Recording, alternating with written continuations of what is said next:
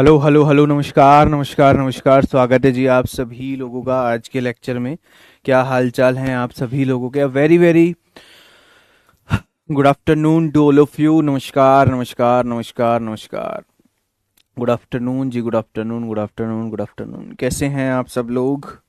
सभी लोगों को नमस्कार है और आप सभी लोगों का स्वागत है भाई आज के लेक्चर में। क्या हाल चाल है आप सभी लोगों के? रिमोट।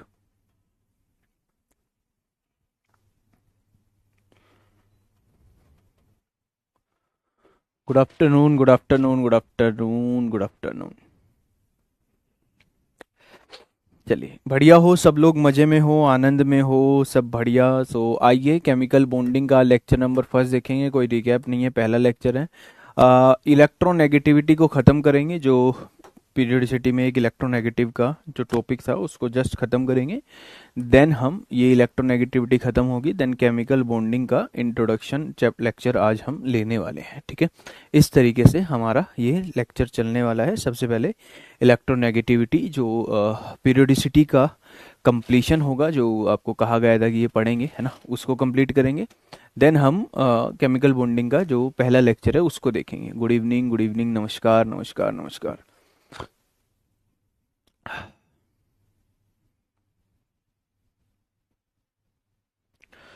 चलिए आइए समझते हैं पहली चीज, है ना। जल्दी से कनेक्ट हो जाइए, एक बार बता दीजिए सब सेटल है, सब ओके है, तो हम शुरू करें भाई।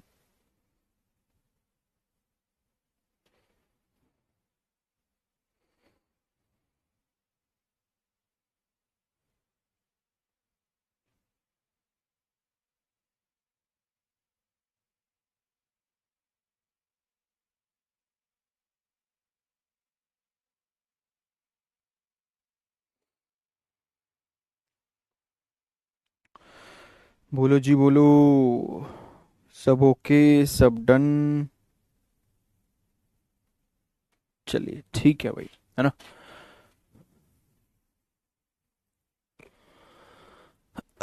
बिल्कुल भाई, जो पढ़ाया है वही आएगा। ठीक है, जो पढ़ाया है वही आएगा। जब जब टेस्ट होंगे, जिस टेस्ट से पहले के जितने भी काम हो चुका होगा, जैसे आपका 4 तारीख का टेस्ट है तो उससे पहले का जो लेक्चर होंगे वो पढ़ाए जाए, वो उसके क्वेश्चन आपके पास आएंगे। ठीक है, उसके क्वेश्चन आपके पास आएंगे। चलिए इलेक्ट्रोनेगेटिविटी की हेडिंग डालते हैं। इलेक्ट्रोनेगेटिविटी क्या होती है समझते हैं भाई। इलेक्ट्रोनेगेटिविटी क्या है भाई? इलेक्ट्रोनेगेटिविटी क्या है हमारे पास, इसको हम जानते हैं, समझते हैं। आइए देखते हैं। देखो भाई, अगर हम बात करें इलेक्ट्रोनेगेटिविटी क्या है, एक तरीके से आज तक आपने जो इलेक्ट्रोनेगेटिविटी करी है ना, इलेक्ट्रोनेगेटिविटी जो हमने अभी तक पढ़ी है, क्या सुना है हमने इलेक्ट्रोनेगेटिविटी से रिगार्डिंग? हमने ये सुना है कि अट्रैक्ट करने की टेंडेंसी है ना, it is the tendency to pull the electron. ठीक है, एक टेंडेंसी है जो इलेक्ट्रॉन को क्या करती है, पुल करती है, खींचती है। It is the tendency to pull the electron, है ना। तो सवाल उठता है कि इलेक्ट्रॉन नेगेटिविटी और इलेक्ट्रॉन एफिनिटी में अंतर क्या होता है। इलेक्ट्रॉन एफिनिटी भी इलेक्ट्रॉन पाने की चाहत थी, इलेक्ट्रॉन नेगेटिविटी भी इलेक्ट्रॉन खींचने की टेंडेंसी है। तो एक तरीके से इलेक्ट्रॉन खींचा जा रहा है, अपने पास बुलाया जा रहा है। तो अंतर क्या है? अंतर यह है कि इलेक्ट्रोनेगेटिविटी एक बॉन्डेड पेयर की इलेक्ट्रॉन डेंसिटी खींचती है ना। यहाँ पर क्या है, it is tendency, it is the tendency, it is the tendency, it is the tendency to pull the, it is the tendency to pull the shared pair of electron, to pull the shared pair of electron in a covalently bonded, in a covalently bonded molecule। ठीक है, in a covalently bonded molecule, एक covalently bonded molecule में ये इस तरीके से electron density को क्या करते हैं, पुल करते हैं, in a covalently bonded molecule। ठीक है, जबकि इलेक्ट्रॉन एफिनिटी क्या थी, कोई भी यहाँ पर आपके पास ये है ना, कोई भी यहाँ पर है इस तरीके से, और लेट सपोज कोई एक इलेक्ट्रॉन आ रहा है यहाँ पर, एक आइसोलेटेड गैसियस एटम, एक अकेला एटम उसके अंदर, है ना, एक आइसोलेटेड गैसेस एटम है उसके अंदर आपके पास है, एक आइसोलेटेड गैसेस एटम है उसके अंदर इलेक्ट्रॉन जो जा रहा है।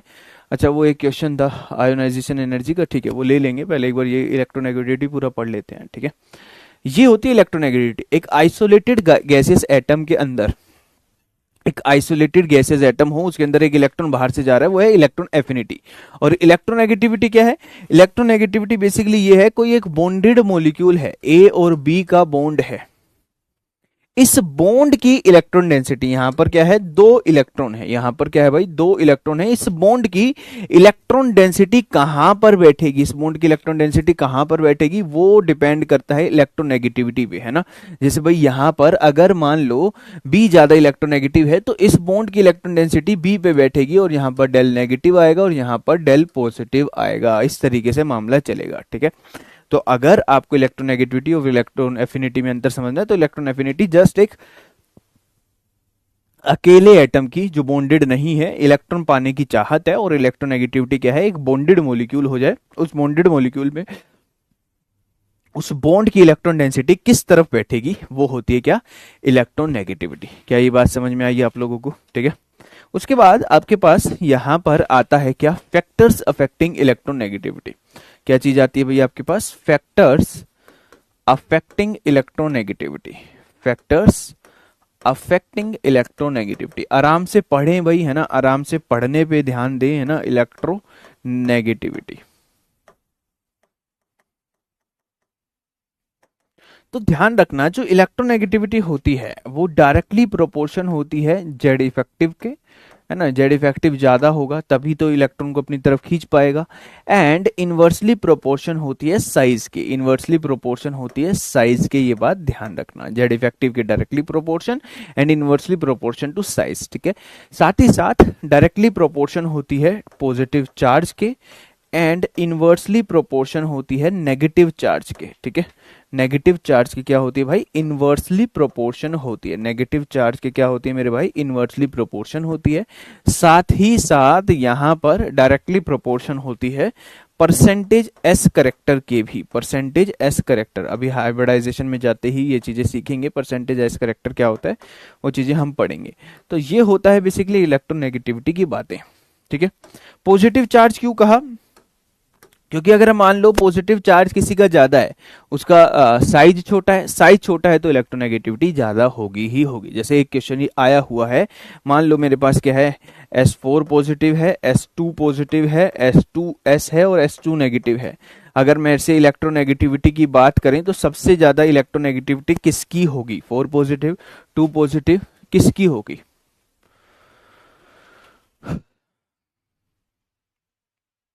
S2 पॉजिटिव है, S4 पॉजिटिव है, S है सल्फर है, सल्फर 2 नेगेटिव है। तो अगर मान लो आपके पास O है और O पॉजिटिव है, O और O पॉजिटिव में इलेक्ट्रोनेगेटिव कौन ज्यादा है, O पॉजिटिव ज्यादा है, ये बात ध्यान रखना, O पॉजिटिव ज्यादा इलेक्ट्रोनेगेटिव है, यानी कि जिस पे पॉजिटिव चार्ज ज्यादा है वो ज्यादा इलेक्ट्रोनेगेटिव कहलाया जाएगा। यहाँ पर इलेक्ट्रोनेगेटिव कौन होगा, ये होगा, इस तरीके से, ठीक है। यही चीज अगर साइज की पूछ ली जाती तो पॉजिटिव जितना है उतना साइज कम हो जाएगा, ये इस तरीके से साइज का बनेगा मामला, ठीक है। ये आ चुका है ऐसा नेट के अंदर क्वेश्चन, एक सिंपल सा क्वेश्चन नेट के अंदर आ चुका है, ठीक है। ये परसेंटेज एस करेक्टर क्या होता है ना, परसेंटेज एस करेक्टर थोड़ा सा तो आपने सुना होगा, थोड़ी बहुत बातें शायद आपने सुनी हो, थोड़ी बहुत बातें आपने शायद सुनी हो।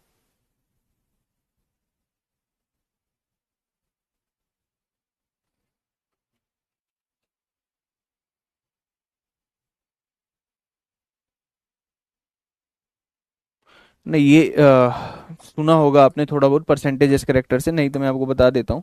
जैसे मान लो मेरे पास क्या है, मेरे पास है कार्बन sp है, कार्बन sp2 है और कार्बन sp3 है, ये मेरे पास है, ठीक है। कार्बन कार्बन ही है, कार्बन sp है, कार्बन sp2 है, कार्बन sp3 है, इनमें इलेक्ट्रोनेगेटिव कौन ज्यादा होगा, है ना। तो अब यहां पर परसेंटेज एस करेक्टर आता है ना। अब S और P के अंदर परसेंटेज एस करेक्टर भाई 100 करेक्ट, मान लो 50% ऐसे परसेंट परसेंट 50% P है, तो यहाँ पर 50% हमने क्या कहा, S कहा। यहाँ पर अब हमने क्या किया, 50% S कह दिया, यहाँ पर 33.33% हमने क्या कहा, S कह दिया, और यहाँ पर 25% हमने क्या कह दिया, S करेक्टर कह दिया। भाई इस तरीके से होगा या नहीं होगा? तो sp के अंदर क्या है, 50% एस करेक्टर है, तो यहां पर ध्यान रखना ये इस तरीके से इलेक्ट्रोनेगेटिविटी होती है। यहाँ ये चीज आपने शायद जीओसी में भी पढ़ी होगी, ये चीज आपने जीओसी में भी पढ़ी होगी, है ना, जनरल ऑर्गेनिक केमिस्ट्री में। अगर आपने जनरल ऑर्गेनिक केमिस्ट्री में चीज पढ़ी है तो एक चीज और भी शायद आपने सुनी हो, मॉडिफाइड इलेक्ट्रोनेगेटिविटी जिसको हम कहते हैं। अच्छा मुझे बताओ, यहां से यहां जाने पर इलेक्ट्रोनेगेटिविटी बढ़ेगी भाई, है ना।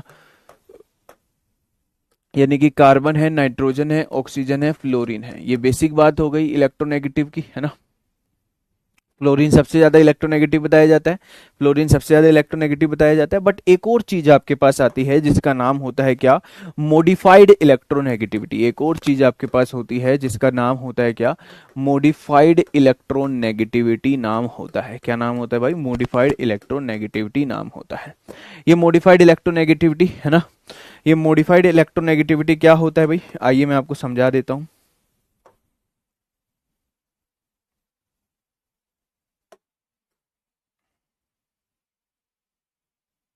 देखो, अगर मेरे पास यहाँ पर क्या है, इलेक्ट्रोनेगेटिविटी है, और यहाँ पर क्या है, एटॉमिक साइज है। मेरे पास यहाँ पर इलेक्ट्रोनेगेटिविटी है और यहाँ पर क्या है, एटॉमिक साइज है, ठीक है।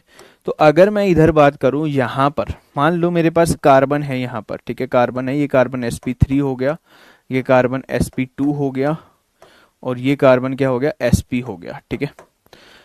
अगर कार्बन sp यहां पर है तो ध्यान रखना नाइट्रोजन sp3 यहां होगा, नाइट्रोजन sp3 ये रहा, नाइट्रोजन sp2 इधर होगा, और नाइट्रोजन sp यहां होगा।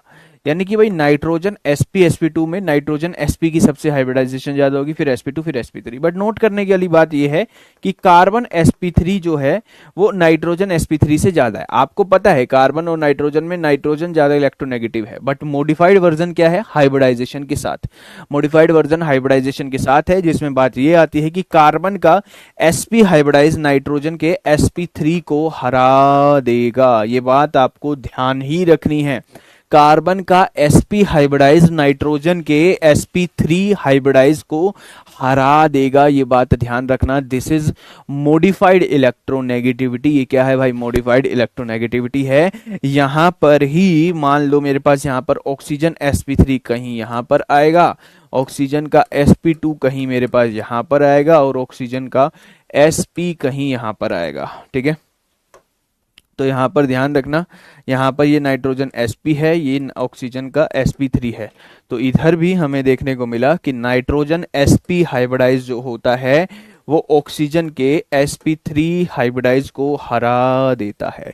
This is called modified electronegativity. आप सारी बातें ध्यान रखो, नाइट्रोजन ऑक्सीजन में ऑक्सीजन ज्यादा होता है, बट एक चीज आपको ये भी ध्यान रखनी है कि वो उसको हरा भी दे सकता है।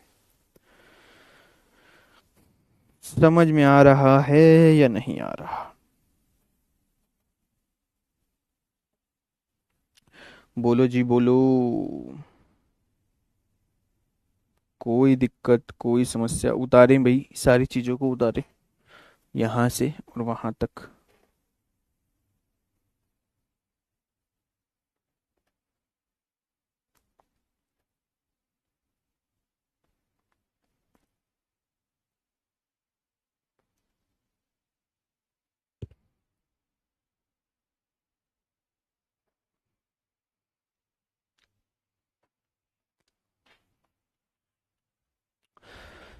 समझ में आई भाई। तो ऑक्सीजन और ये अगर हाइब्रिडाइजेशन वाली बात आपको दिखे तो ये हाइब्रिडाइजेशन वाला कॉन्सेप्ट लगा देना। कार्बन sp नाइट्रोजन sp3 से ज्यादा होती है, नाइट्रोजन sp ऑक्सीजन sp3 से ज्यादा होती है। तो अगर ऐसा कुछ आपके पास आता है तो आपको थोड़ा ध्यान रखना है। एक और छोटी सी चीज मैं आपको बता देता हूं, है ना, ग्रुप इलेक्ट्रोनेगेटिविटी, है ना, ग्रुप इलेक्ट्रोनेगेटिविटी समझिएगा, है ना, उतारिएगा मत, समझिएगा क्या बता रहा हूं। आपको पता है कि भाई कार्बन है, कार्बन और नाइट्रोजन में नाइट्रोजन ज्यादा इलेक्ट्रोनेगेटिव है, ठीक है ना। कार्बन और नाइट्रोजन में कहा, इधर ही देखने को मिलेगा। हाइब्रिडाइजेशन की जो sp और sp3 वाली बातें होती हैं वो इन तीनों के साथ ही होती है। अगर आपके पास कार्बन है और नाइट्रोजन है, ठीक है, कार्बन है और नाइट्रोजन है, तो कार्बन ज्यादा इलेक्ट्रोनेगेटिव होता है नाइट्रोजन से, ठीक है। उसके बाद अगर मैं आपसे बात करूं, मेरे पास मान लो मैंने कार्बन को मोनोवेलेंट ग्रुप की तरह एक्ट करवाना है, तो भाई कार्बन के पास लेट सपोज कार्बन 4 बॉन्ड बनाता है, मैंने CH3 बना दिया, ठीक है। अब ये कैसे जुड़ेगा, ये एक ही बॉन्ड बनाएगा। ये कैसे जुड़ेगा, एक बॉन्ड बनाएगा, तो इसने एक बॉन्ड यहाँ पर किसी सेंट्रल एटम से बना लिया, ठीक है। मान लो ए से बना लिया, बी से बना लिया। सिमिलरली नाइट्रोजन क्या होता है, नाइट्रोजन को अगर न्यूट्रल देखना है तो NH3 होता है, तो मैंने यहाँ पर NH2 ले लिया और साथ में ये किसी एक से जुड़ेगा। अरे भाई जैसे मान लो ACH3 हो गया और ऐसे ही ANH2 हो गया। हो सकता है या नहीं हो सकता, बिल्कुल हो सकता है।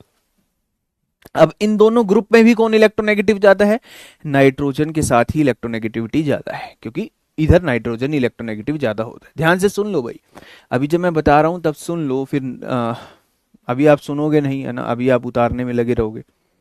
बट अगर जैसे ही मैं यहां पर क्या करता हूं, CF3 कर देता हूं, जैसे ही मैं यहां पर क्या कर देता हूं, CF3 कर देता हूं, तो ध्यान रखना ये और CF3 है और यहां पर मान लो NH2 है, तो अब यहां पर ये एरो इस तरफ घूम जाएगा, NH2 से ज्यादा हो जाएगा क्या, CF3 ज्यादा इलेक्ट्रोनेगेटिव हो जाएगा।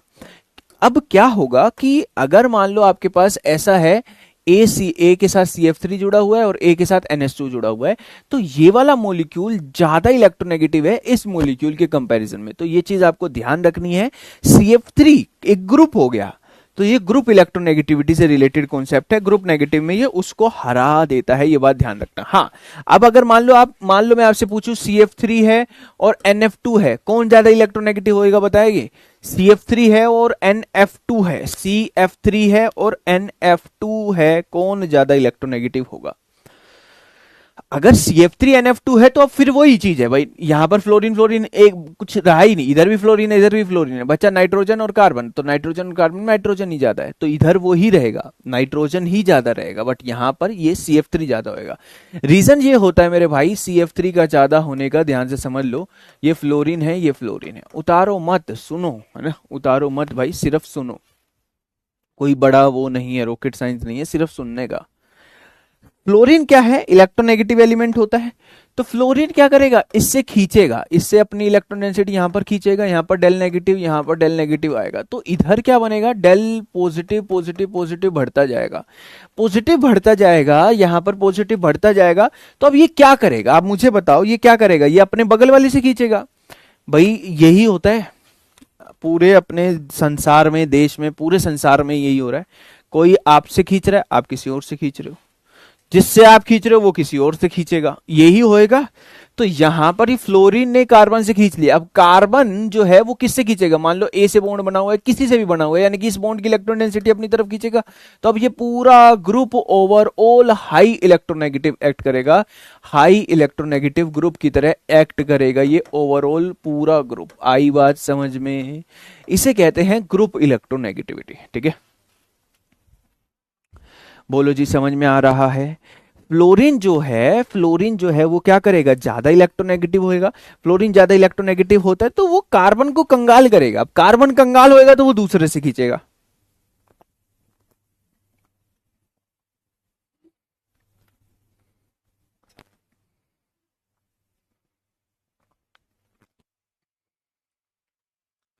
समझ में आया? कोई दिक्कत, कोई समस्या? जैसे भाई यहां पर आपको पता है नाइट्रोजन और ऑक्सीजन में कौन ज्यादा होता है, ऑक्सीजन ज्यादा होता है। अगर मान लो मैं NH2 लूं, है ना, और यहां पर मैं ले रहा हूं OH ले रहा हूं, तो कौन ज्यादा होगा, OH ही ज्यादा होगा, OH ही ज्यादा होगा, OH ग्रुप ज्यादा इलेक्ट्रोनेगेटिव होगा। बट अगर मैं यहां पर NF2 ले लूं और यहां पर मैं OH ही ले रहा हूं, तो ध्यान रखना अब यहां पर NF2 हरा देगा OH को। तो ग्रुप इलेक्ट्रोनेगेटिव में ये चीज आपको थोड़ी सी ध्यान रखनी है, ये NH2 वाला और एक CF3 वाला पॉइंट आप। और देखो ऐसा नहीं है कि किसी, अब आप क्या करोगे, अब बचपना क्या होगा इसमें, कोई भी एटम उठाया और किसी भी एटम के साथ कंपेयर करना, वो चीज फिर गूगल करा करो, है ना, कि ये एटम उठाता हूं, इसको किसी के साथ जोड़ता हूं, इसको करता हूं, है ना। गूगल पे भी नहीं मिलेगा, गूगल पे भी आपके जैसे ने किसी ने पूछ रखा होगा और आपके ही जैसे किसी बच्चे ने आंसर कर रखा होगा जो उसे लग रहा होगा, और आपको लगेगा यही आंसर है ना, जो सबसे ऊपर ऊपर आ गया वही आंसर है। क्या है वो, पेपर है या कोई घर पे बैठा हुआ BSc का बच्चा ही लिख रहा है ना, कुछ नहीं।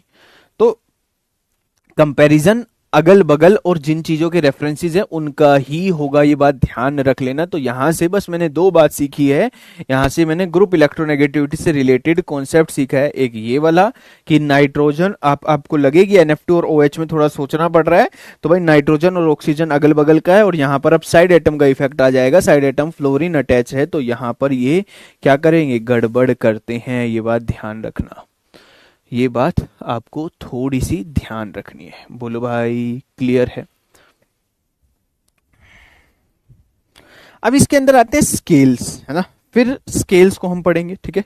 स्केल्स कंप्लीट हो जाएगा तो हम आगे चलेंगे और हमारा ये कंप्लीट हो जाएगा चैप्टर की, ठीक है।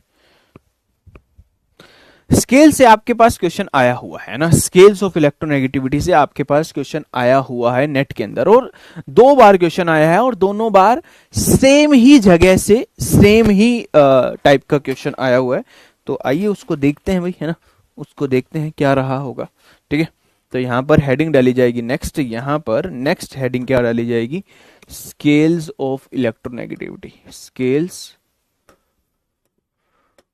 ऑफ इलेक्ट्रोनेगेटिव, ठीक है भाई। जैसे कि हर चीज को नापने का मापने का एक पैरामीटर होता है, ऐसे ही एक इलेक्ट्रोनेगेटिविटी को भी नापने का पैरामीटर होता है, ठीक है। इलेक्ट्रोनेगेटिविटी को भी नापने का पैरामीटर होते हैं। तीन स्केल्स हैं, मैं तीनों स्केल्स यहां पर इस स्लाइड में लिखवाऊंगा, आपको थोड़ा सा देखना है, समझना है। पहला स्केल होता है polling electronegativity scale, polling scale, ठीक है, पोलिंग स्केल हो गया।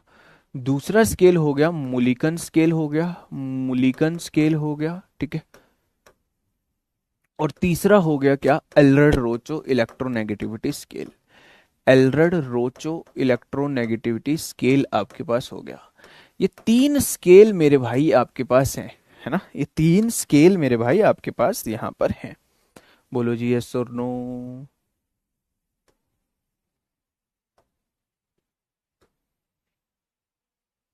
ठीक है, देखो एक चीज आपको सबसे ज्यादा ये भी जाननी है कि, है ना, एक चीज आपको ये भी जाननी है सबसे ज्यादा कि इन स्केल्स में कौन किस चीज का यूज करता है।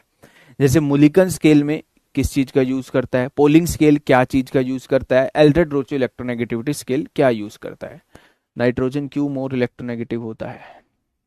ये क्या पढ़ा है भाई हमने यहाँ पर, left to right Z effective बढ़ता है, left to right Z effective बढ़ता है तो इलेक्ट्रोनेगेटिव बढ़ती है। नाइट्रोजन कार्बन से ही ज्यादा है, ऑक्सीजन से ज्यादा नहीं है, तो इस तरीके से यहाँ से यहाँ जाने पे इलेक्ट्रोनेगेटिविटी बढ़ती है, ठीक है। लगभग इसकी 4 होती है, इसकी 3.5 इलेक्ट्रोनेगेटिविटी होती है, इसकी 3 और इसकी 2.5, इस तरीके से इलेक्ट्रोनेगेटिविटी होती है, ठीक है।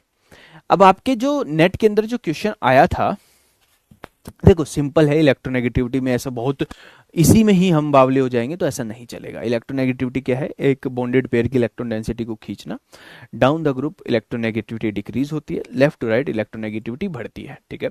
कुछ थोड़ी सी मॉडिफाइड इलेक्ट्रोनेगेटिविटी की बातें ध्यान रखना, पॉजिटिव चार्ज की डायरेक्टली प्रोपोर्शन होती है, नेगेटिव चार्ज की इनवर्सली प्रोपोर्शन होती है। बोल भाई क्लियर है? इसको नापने के कुछ स्केल्स होते हैं, एक होता है पोलिंग स्केल्स, एक होता है मुलिकन स्केल, एक होता है एल्ड्रेड रोचो इलेक्ट्रोनेगेटिविटी स्केल। इलेक्ट्रोनेगेटिविटी को लिखा कैसे जाता है, इलेक्ट्रोनेगेटिव को इस साइन से डिनोट किया जाता है,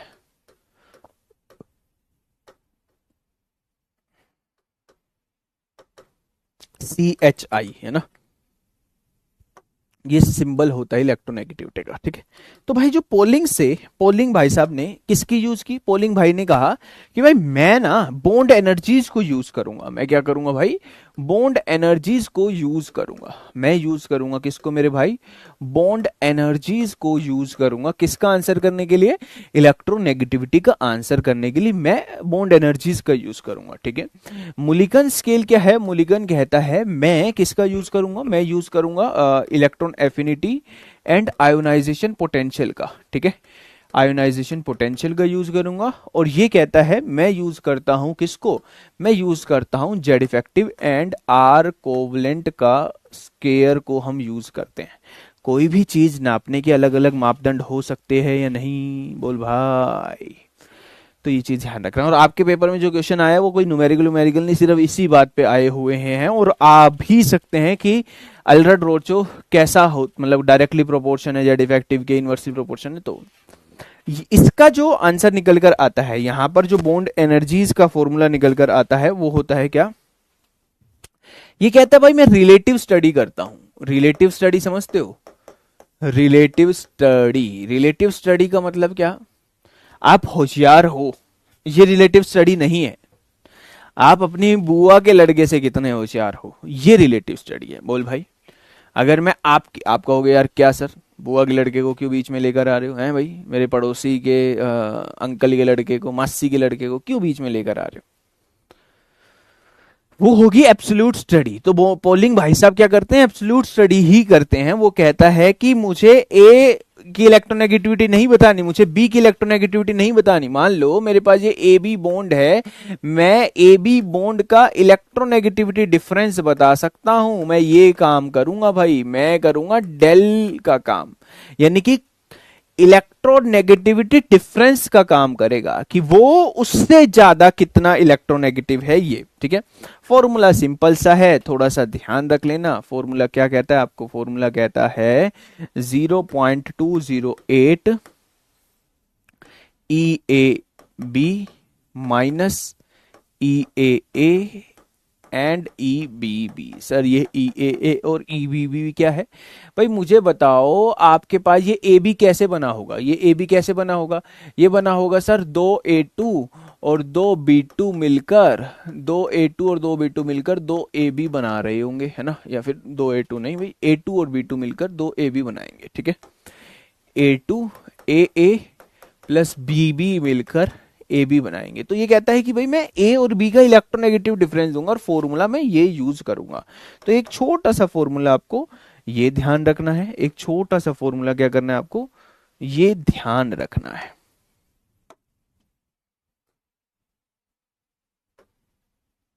ठीक है, अब यहां पर ये जो है, ये 0.20 कब लेंगे, जब बॉन्ड एनर्जीज किस में हो, बॉन्ड एनर्जीज किस में हो, किलो कैलोरी में होगी। Bond energies are in kilo calorie per mole. ठीक है, किलो कैलोरी पर मोल पे होगी। ठीक है, आयोनाइजेशन पोटेंशियल भाई, है ना, इतना ऊपर नहीं दिख रहा, अच्छा नीचे ले आते हैं भाई, दिख रहा है। ठीक है, दूसरा यही चीज उन्होंने कहा कि भाई यहां पर यही उन्होंने कहा कि एक्स ए माइनस एक्स बी, है ना, इलेक्ट्रोनेगेटिविटी डिफरेंस ये भी हो सकता है 0.102 ई A B minus E A N2 में ई बी बी। ठीक है, ये है आपके पास, और इसका फॉर्मूला ये जो बनेगा, ये बनेगा भाई आपके पास क्या, ये बनेगा bond energies are in kilo joule. ठीक है, जब 0.102 कब लेना, आप एक चीज ध्यान रख लो चाहे, है ना, बॉन्ड एनर्जीज क्या है भाई, bond energies are in kilo joule per mole. ठीक है, किलो जूल पर मोल, किलो जूल पर मोल में जब होगी ये है। ठीक है, आर कोवलेंट का अभी जाएंगे, अंकिता उसके ऊपर जाएंगे। ठीक है, चिंता मत करो, वहां जाएंगे। अभी मैंने पोलिंग स्केल पढ़ा, पोलिंग स्केल ने इलेक्ट्रोनेगेटिविटी को यूज करने के बॉन्ड एनर्जीज बताई, और जबकि पोलिंग स्केल क्या करता था, रिलेटिव स्टडी करता था। रिलेटिव स्टडी मतलब कि भाई आप कितने होशियार हो उसके कंपैरिजन में, आपको कितना समझ में आ रहा है उसके कंपैरिजन में, आप क्या करना चाहते हो जीवन में, रिलेटिव काम करना चाहते हो या एब्सोल्यूट काम करना चाहते हो। भाई हमेशा एब्सोल्यूट काम करना, रिलेटिव का कोई होड़ ही नहीं है भाई। अगर कोई आदमी शुरू में रिलेटिव करने लगा तो आखिर तक रिलेटिव ही करेगा। रिलेटिव मतलब कि आपका नेट कब निकला उसका कब निकला। ठीक है, आपका नौकरी कब लगी उसकी कब लगी, आप कितना कमा रहे हो वो कितना कमा रहा है। तो इस सिरदर्दी में दोस्तों मत पड़ना। ठीक है, एब्सोल्यूट चीजें करना। एब्सोल्यूट क्या होती है कि अगर एक ही इलेक्ट्रोनेगेटिविटी पूछी है तो एक ही बताएं, है ना,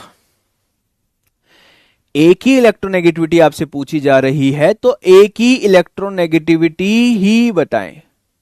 सर ए और बी भी तो कट जाएंगे। अरे ये कोई जोड़ घटा नहीं कर रहे हैं, ये कोई जोड़ घटा थोड़ी ना कर रहे हैं भाई। ये A2 है, ये B2 है, और यहां पर ये 2AB बनेंगे।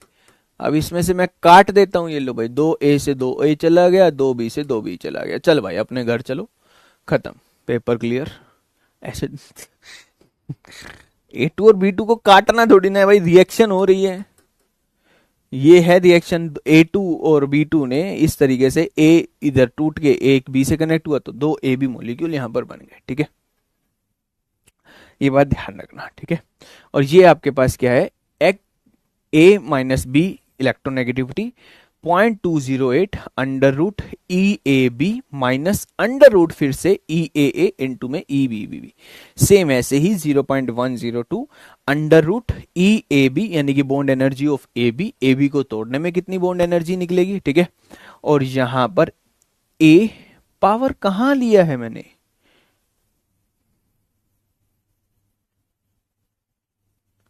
पावर में लिया ही क्या है भाई मैंने, ये दिख नहीं रहा गया यार आप लोगों को, वो छोटे बच्चों की तरह करते हो यार, बहुत छोटे बच्चों की तरह।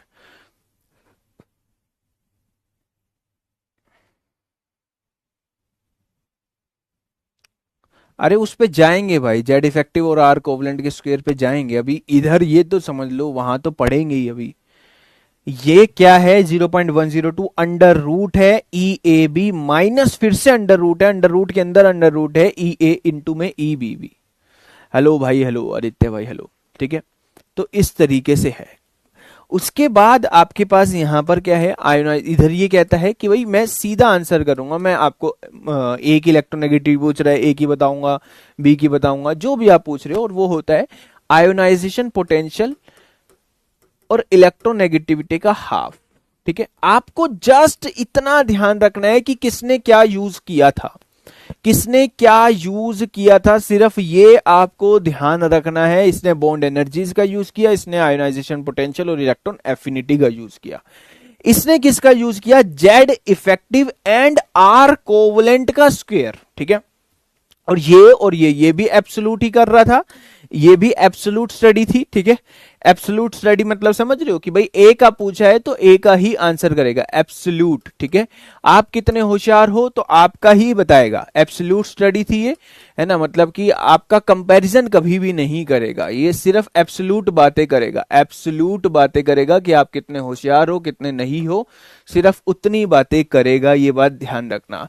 एलरेड रोचो इलेक्ट्रोनेगेटिविटी के बारे में अगर मैं बात करूं, एलरेड रोचो इलेक्ट्रोनेगेटिविटी के बारे में अगर मैं बात करता हूं तो ये क्या होगा, यहां पर ये आपके पास होगा, ये एलरेड रोचो है, ठीक है। ये यूज करता है इलेक्ट्रोनेगेटिविटी, ये यूज करता है किसको, Z effective and R covalent को, 0.359 जेड इफेक्टिव अपॉन में आर कोवलेंट का स्क्वायर प्लस 0.744, ये एक फॉर्मूला है, इस फॉर्मूले को आपको ध्यान रखना है, ठीक है।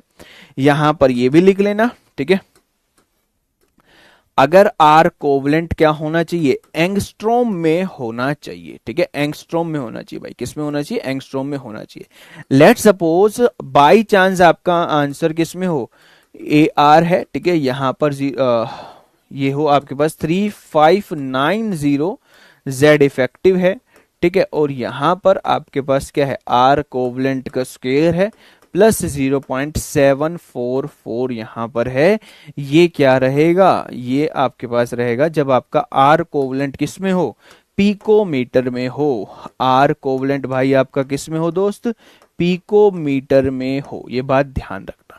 तो तीन चीज है आपके पास, तीन चीज आपके पास है क्या, एक बॉन्ड एनर्जीज है, एक आपके पास भाई अगर कोई अक्षर हल्का सा भी किसी को ना दिखे तो पीपीटी में से बाद में जब आपको पीपीटी मिलेगी तो देख लेना, ठीक है। अभी यहां पर बिल्कुल क्लियर दिख रहा है, अगर बाई चांस किसी को फोन में अभी विजिबल नहीं आ रहा है तो पीपीटी मिलेगी, उसमें से एक एक अक्षर जूम करके देख लेना, सब हो जाएगा। अभी सिंपल सी बात है, एक हमने पोलिंग स्केल पढ़ा, ठीक है, एक भाई हमने क्या पढ़ा, पोलिंग स्केल पढ़ा है यहां पर, ठीक है। एक हमने पढ़ा है मुलिकन स्केल और एक हमने पढ़ा है एलरेड रोचो इलेक्ट्रोनेगेटिविटी स्केल, ठीक है। Allred Rochow electronegativity Z effective and R covalent का यूज करता है, Mulliken scale ionisation potential and electron affinity का यूज करता है, और ये आपका यूज करता है बॉन्ड एनर्जीज का। जो नेट के अंदर क्वेश्चन आया हुआ था, जो नेट के अंदर क्वेश्चन आया हुआ था, वो 2 बार क्वेश्चन आया हुआ है सेम ही जगह से, और वो क्वेश्चन आया है एल्ड्रेड रोचो इलेक्ट्रोनेगेटिविटी से। उन्होंने क्या कर रखा था, 4 स्टेटमेंट दे रखी थी, है ना। ऐसे था ए स्टेटमेंट कि भाई ये डायरेक्टली प्रोपोर्शन है जेड इफेक्टिव स्क्वायर के एंड इनवर्सली प्रोपोर्शन है आर कोवलेंट के।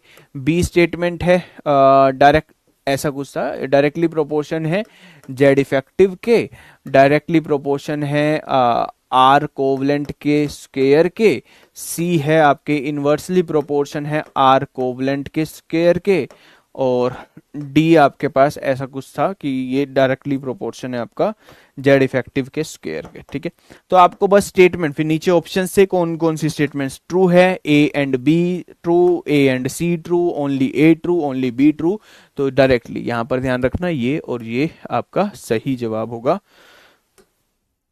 एल्ड्रेड रोचो जो इलेक्ट्रोनेगेटिविटी होती है वो डायरेक्टली प्रोपोर्शन होती है जेड इफेक्टिव के और आर कोवलेंट के स्क्वायर के, ठीक है। ये आपके पास डायरेक्टली प्रोपोर्शन होती है एल्ड्रेड रोचो इलेक्ट्रोनेगेटिविटी। क्या है भैया, Allred Rochow electronegativity directly proportion होती है जेड इफेक्टिव के directly inversely proportion to R covalents के।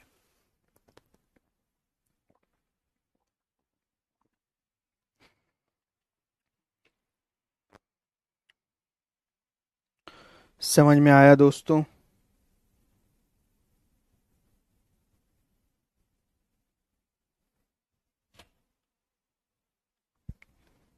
उतारो इसे।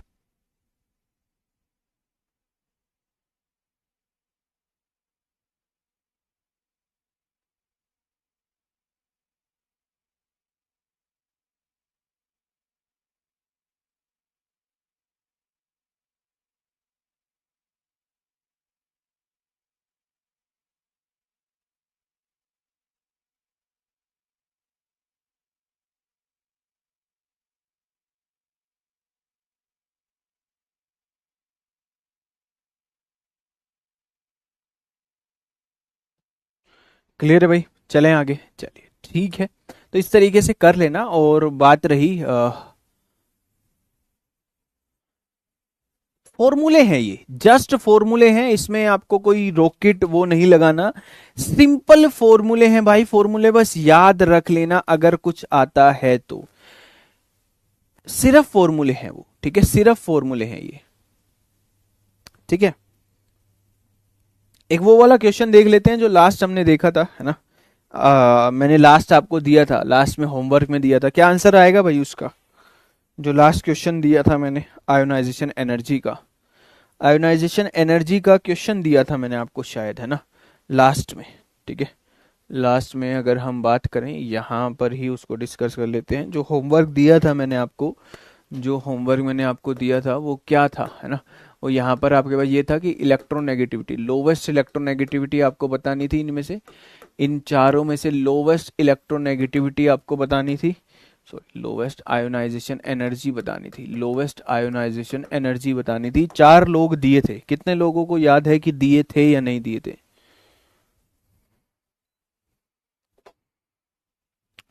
ए था आपके पास फोस्फोरस था, बी था आपके पास आर्सेनिक था, सी था आपके पास कुछ सेलेनियम था, और डी था आपके पास ब्रोमीन था, ठीक है। ऐसा कुछ था। कितने लोगों का ये आया भाई? एस टी, ठीक है। अब देखो यहां पर करना क्या था भाई, सिंपल काम क्या करना था, आपको लोकेशन जाननी थी।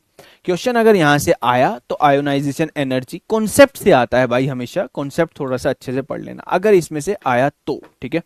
ये बात ध्यान रख लेना, ठीक है। जो चीजें आपकी नोटबुक में उतना पढ़ लेना बस आप। ये आपके पास फोस्फोरस है, ठीक है। ये आपके पास क्या है भाई, फोस्फोरस है। यहाँ पर फोस्फोरस हो गया, यहाँ पर फोस्फोरस हो गया, एंटीमनी हो गया, ठीक है। यहाँ पर आपके पास क्या हो गया, सल्फर हो गया, सेलेनियम हो गया, ठीक है। और आपके पास हो गया फ्लोरीन हो गया, क्लोरीन हो गया और ब्रोमीन हो गया। तो आपके पास ये 4 लोग मुझे नजर आ रहे हैं। यहाँ पर सबसे ऊपर नाइट्रोजन इधर रहता है, nitrogen phosphorus arsenic oxygen sulphur, ये 4 लोग इस तरीके से मुझे नजर आ रहे हैं, ठीक है। अब मेरे काम के 4 कौन है, मेरे काम के 4 कौन कौन है भाई, मेरे काम के 4 ये 4 हैं, ठीक है। ये 4 हैं मेरे काम के, ठीक है। अब मुझे पता है क्या, नीचे जाने पर आयोनाइजेशन एनर्जी बढ़ती है या घटती है, डाउन द ग्रुप जाने पर आयोनाइजेशन एनर्जी बढ़ती है या घटती है। भाई नीचे जाने पर साइज बढ़ता है तो आयोनाइजेशन एनर्जी क्या होगी, घटेगी। साइज बढ़ता है, इसका ज्यादा साइज है तो आयोनाइजेशन एनर्जी कम है। यानी कि अगर मैं फोस्फोरस और आर्सेनिक में पूछूं तो फोस्फोरस की हाई होगी, हाई आयोनाइजेशन एनर्जी होगी, ये बात ध्यान रखना, ठीक है।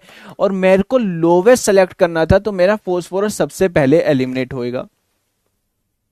बोल भाई सबसे पहले फोस्फोरस एलिमिनेट होएगा या नहीं होएगा, मैंने फोस्फोरस को एलिमिनेट कर दिया। उसके बाद क्या था मेरा, यहां से यहां जाने पर, यहां से यहां जाने पर जेड इफेक्टिव बढ़ता है। जेड इफेक्टिव बढ़ता है तो आयोनाइजेशन एनर्जी क्या होनी चाहिए, बढ़नी चाहिए। यानी कि सर आर्सेनिक होना चाहिए, देन सेलेनियम होना चाहिए, देन ब्रोमीन होना चाहिए। तो अगर मैं बात करूं सबसे लोवेस्ट फिर कौन सी आएगी, इस हिसाब से सबसे लोवेस्ट तो एएस की आ गई है।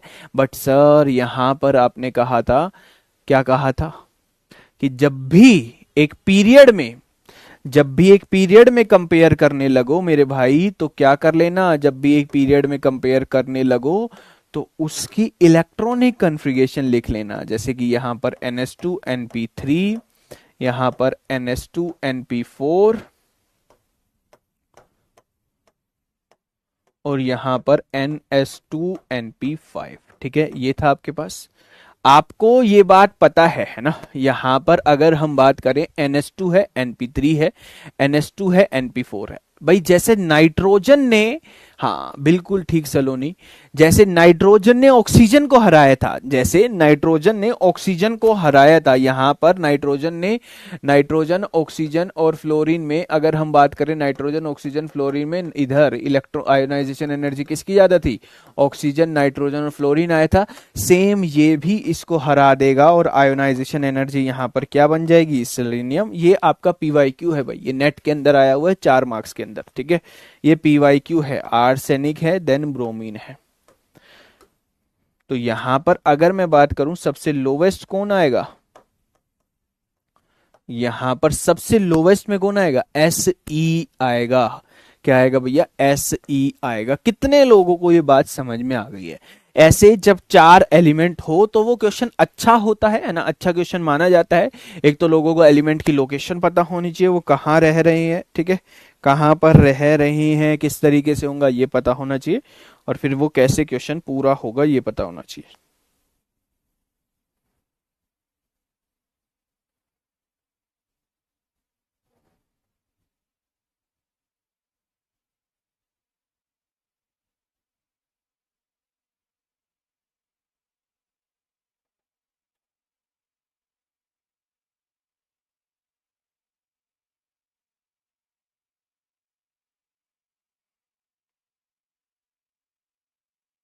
बोलो जी, कोई दिक्कत, कोई समस्या।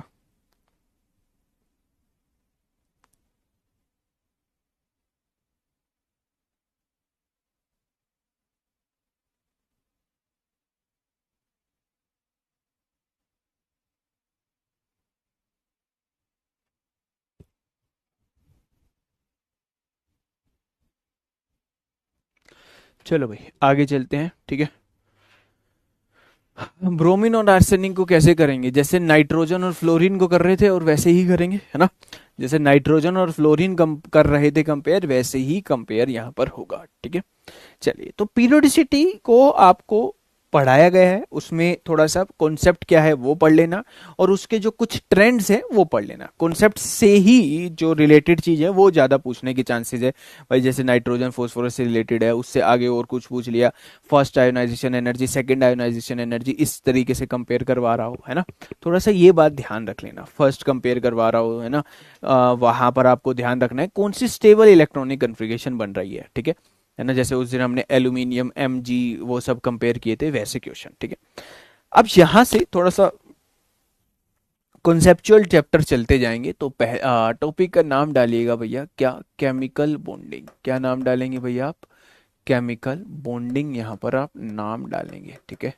ये है हमारा केमिकल बॉन्डिंग, ठीक है। आइए शुरू करते हैं केमिकल बॉन्डिंग को, ठीक है।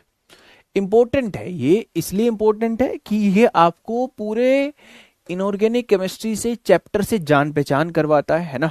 ये बात थोड़ा सा समझना, चैप्टर से जान पहचान करवाता है।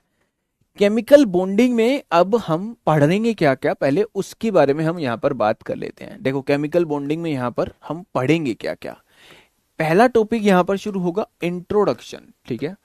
केमिकल बॉन्डिंग भाई क्या क्या है, अभी हम ये डाल रहे हैं कि इसमें हम पढ़ेंगे क्या क्या। इंट्रोडक्शन मतलब केमिकल बॉन्ड क्या होते हैं, वो बॉन्ड से मॉलिक्यूल कैसे बनता है, मॉलिक्यूल बनेगा तो उसके लिए क्या रूल होता है, कौन लोग होते हैं जो रूल तोड़ रहे हैं, हाइपोवेलेंट, हाइपरवेलेंट, ऑक्टेट रूल, ये बेसिक बेसिक बातें, ठीक है। उसके बाद हम यहाँ पर पढ़ते हैं क्या, ऑर्बिटल्स कैसे दिखते हैं, ऑर्बिटल्स की शक्ल, ऑर्बिटल्स की सूरत क्या है वो हमें देखना है। तभी तो हम पहचानेंगे कि भाई इसमें इसकी कैरेक्टरिस्टिक्स क्या है, ये जीरेड है, यहाँ पर सेंटर ऑफ सिमेट्री है या नहीं है, वो सारी बातें हम यहाँ पर करते हैं। बोल भाई हाँ या ना, ठीक है। दूसरी बात, उसके बाद आपको क्या पढ़ना है, उसके बाद एक शब्द आता है जो बहुत ही इंपॉर्टेंट होता है, जिसका नाम होता है क्या, हाइब्रिडाइजेशन। हाइब्रिडाइजेशन कह दो, है ना। ये हाइब्रिडाइजेशन आपने बहुत बार सुना होगा भाई, है ना। कि यहाँ आपका कह दे किसकी हाइब्रिडाइजेशन कैसे निकलती है। यार आप लोग शांत नहीं बैठ सकते क्या, आप लोगों को मतलब लगातार ये करवा दो, पहले वो करवा दो, फिर मैं, या तो मैं आपसे पूछ के ही पढ़ाया करूं सब कि भाई आप ही मुझे बताओ ना, मतलब लगे ही रहते हो कि पहले मुझे इस चीज का जवाब दो, है ना, क्योंकि अभी मुझे लग लग रहा है निकल जाएगा भाई। बोलते बोलते कोई चीज पहले निकलती है, कोई चीज बाद में निकलती है। आप लोग तो तैयार ही बैठे होते हो कमेंट करने के लिए। आईआईटी जैम के बच्चों से हम एक्सपेक्टेशन करते हैं वो इतने इमेच्योर बिहेव करेंगे भाई, सीधी सी बात है। आईआईटी जैम के बच्चों से एक्सपेक्टेशन रहती है। नेट का बच्चा बहुत मैच्योर होता है भाई, बहुत उसमें थोड़ी सी समझदारी होती है, उसको पता होता है कि भाई काम की बातें वो करवा देगा।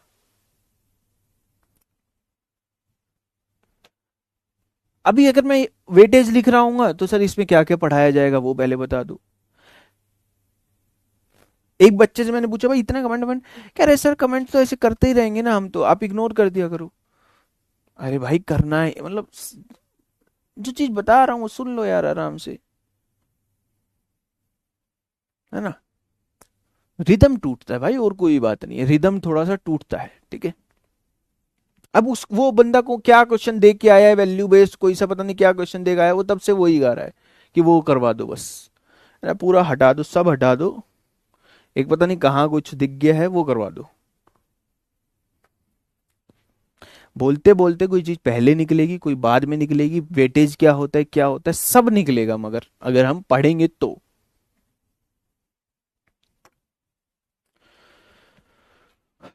इंट्रोडक्शन है, ऑर्बिटल्स है, हाइब्रिडाइजेशन है, ठीक है। हाइब्रिडाइजेशन क्या है, इंट्रोडक्शन क्या है, ये सब बातें हैं, ठीक है। उसके बाद आपके पास क्या होता है, ड्रैगो मोलिक्यूल्स क्या होता है वो हम समझते हैं, ड्रैगो मोलिक्यूल्स क्या होते हैं वो हम समझते हैं, ठीक है। देन उसके बाद अगर हम बात करें, इंट्रोडक्शन हो गया, ऑर्बिटल्स हो गया, हाइब्रिडाइजेशन पढ़ेंगे, है ना, ड्रैगो मोलिक्यूल, समझो सब्जेक्ट के प्रति थोड़ा लगाव लगाओ कि कैसे सीक्वेंस चलेगी, या तो आता है इसी वजह से। इंट्रोडक्शन पढ़ेंगे, उसके बाद ऑर्बिटल्स कैसे दिखते हैं वो होता है, हाइब्रिडाइजेशन क्या चीज है वो होती है वो हम पढ़ेंगे, ड्रैगो मोलिक्यूल्स क्या होते हैं वो पढ़ेंगे। उसके बाद आप बॉन्ड एंगल्स का कंपैरिजन करने जाओगे, क्या करने जाओगे भैया, बॉन्ड एंगल्स का कंपैरिजन करने जाओगे, मतलब कि किसी भी मॉलिक्यूल में बॉन्ड एंगल्स के कंपैरिजन कैसे हम करते हैं, ठीक है। देन अगर, और वेटेज कहते हैं पूरा अलग से बनवा चुका हूं, पहले एक पूरी वेटेज का अलग से वीडियो डाल चुका हूं मैं, बॉन्ड एंगल्स कंपैरिजन इसके देखेंगे हम। देन हमारे पास क्या होगा, हाइब्रिडाइजेशन को हम निकालना सीखेंगे, determination of hybridisation. Hybridisation sir कैसे निकाला जाता है वो हम पढ़ेंगे, हाइब्रिडाइजेशन को हम कैसे निकाला जाएगा वो हम पढ़ेंगे। देन उसके बाद हम पर्टिकुलर एक एक स्टेरिक नंबर में जाएंगे, क्या करने जाएंगे हम, स्टेरिक नंबर में हम यहाँ पर जाएंगे, पर्टिकुलर किस में जाएंगे भाई, हम स्टेरिक नंबर में हम यहाँ पर जाएंगे, ठीक है।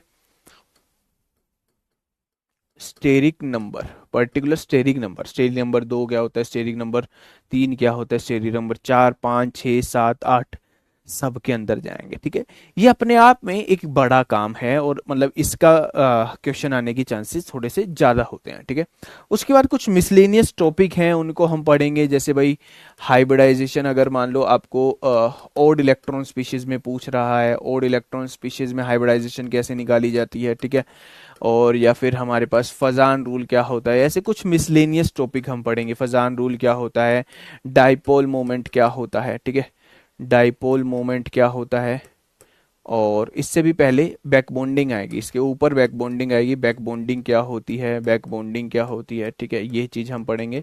ये ऊपर आएगा, बैक बॉन्डिंग वाला ऊपर आएगा। बैक बॉन्डिंग हो गया, एप्लीकेशन ऑफ बैक बॉन्डिंग क्या है वो हम पढ़ेंगे। ठीक है, ये हम पढ़ेंगे। एंड देन उसके बाद आपके पास क्या आएगा, MOT। ठीक है, आपका पीरियोडिसिटी और केमिकल बॉन्डिंग मिला के 8 से 10 मार्क्स का आ सकता है। ठीक है, पीरियोडिसिटी और केमिकल बॉन्डिंग दोनों मिलाकर। ठीक है, दोनों मिलाकर, ये बात ध्यान रखना, 8-10 मार्क्स का ये वेटेज रखता है। ठीक है,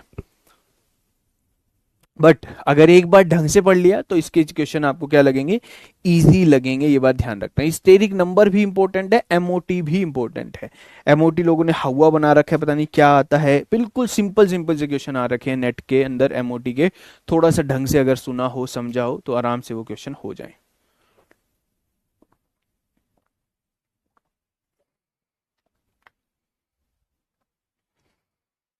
देखो भाई, अब सबसे पहले अगर हम बात करें यहाँ पर, ये आपके पास चैप्टर होने वाला है, पूरा चैप्टर हम इस तरीके से पढ़ेंगे। MOT में क्या है, अब वो MOT के अंदर जाके पता लगेगा, है ना।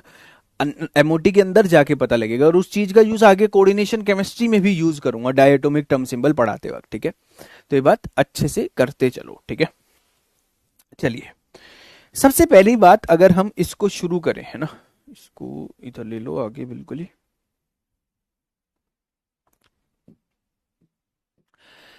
सबसे पहला बात, केमिकल बॉन्ड हम पढ़ रहे हैं, है ना, केमिकल बॉन्ड। ठीक है, तो एक चीज मैं अगर आपसे पूछ करूं, है ना, अगर हम इस चीज से एक बार हम बात करें कि केमिकल बॉन्ड क्या होता है ना, केमिकल बॉन्ड क्या होता है।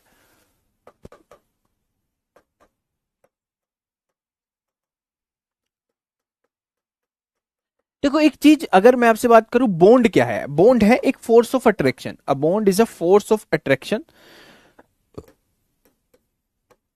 भाई बॉन्ड क्या है, आपका किसी के साथ बॉन्ड है, तो वो क्या है, एक अट्रैक्शन है, एक फोर्स ऑफ अट्रैक्शन है जिसके कारण आप लोग जुड़े हुए हो। तो एक बॉन्ड है क्या, एक bond is a force of attraction. ये क्या है, फोर्स ऑफ अट्रैक्शन है, ये फोर्स ऑफ अट्रैक्शन है that holds atom together, that holds atom together, जो एटम को टुगेदर होल्ड करके रखता है, that holds atom together to form a molecule. यानी कि आप एटम को अलग अलग ना पढ़ो, है ना, आप एटम को अलग अलग ना पढ़ो। ठीक है, किस तरीके से पढ़ो, मोलिक्यूल के थ्रू पढ़ो। ठीक है, जैसे कि आज अपन जो भी केमिस्ट्री पढ़ रहे हैं, मोलिक्यूल्स, इंडिविजुअल एटम को कम पढ़ा जाता है। ठीक है, अब बात आती है कि बॉन्ड बनते क्यों हैं। बॉन्ड इसी वजह से बनते हैं क्योंकि इंडिविजुअल एटम जो होता है, एक अकेला एटम है जो स्टेबल नहीं है। इंसान शादी क्यों कर रहा है भाई, क्यों कर रहा है, कोई लॉजिक होगा, किसी कहीं से शुरू होगी ये चीज, शादी हुई, फिर है ना, ऐसे आगे चीजें बढ़ती गई। क्यों कर रहा है भाई इंसान, स्टेबिलिटी के लिए। भाई बेसिक लॉजिक यही है। तो एटम मॉलिक्यूल भी इसीलिए बनाता है, अकेला एटम जो होता है वो अनस्टेबल होता है। ठीक है, इसीलिए पहली चीज अगर आपसे कोई पूछा जाए कि बॉन्ड बन ही क्यों रहा है, वो एटम के कारण बन रहा है। एटम जो अकेला होता है, Y a bond is form, अगर आपसे ये पूछा जाए कि बॉन्ड बनता क्यों है, वाई, इससे कोई क्वेश्चन नहीं आएगा भाई, है ना। मगर फिर भी एक बार देख लो, why a bond is being form, क्यों बॉन्ड बन रहे हैं, तो बॉन्ड क्यों बन रहे हैं, टू गेन द स्टेबिलिटी, है ना, स्टेबिलिटी प्राप्त करने के लिए बन रहे हैं भाई, है ना।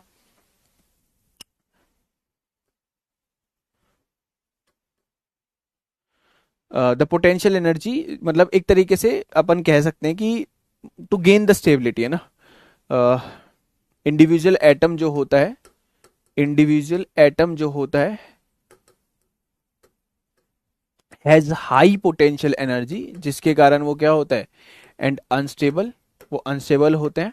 सो यहां से to gain the stability, so to gain the stability a bond is form, to gain the stability, क्योंकि बॉन्ड बनेगा तो मॉलिक्यूल आएगा, टू गेन द स्टेबिलिटी, है ना, to gain the stability a bond is form. ठीक है, बोल भाई आप क्यों करोगे भाई, शादी क्यों करोगे, है ना, कि भाई थोड़ा सा दैट के बाद लिखा है, दैट होल्ड्स एटम, HOLDS, है ना, होल्ड्स, एटम को होल्ड्स। ठीक है,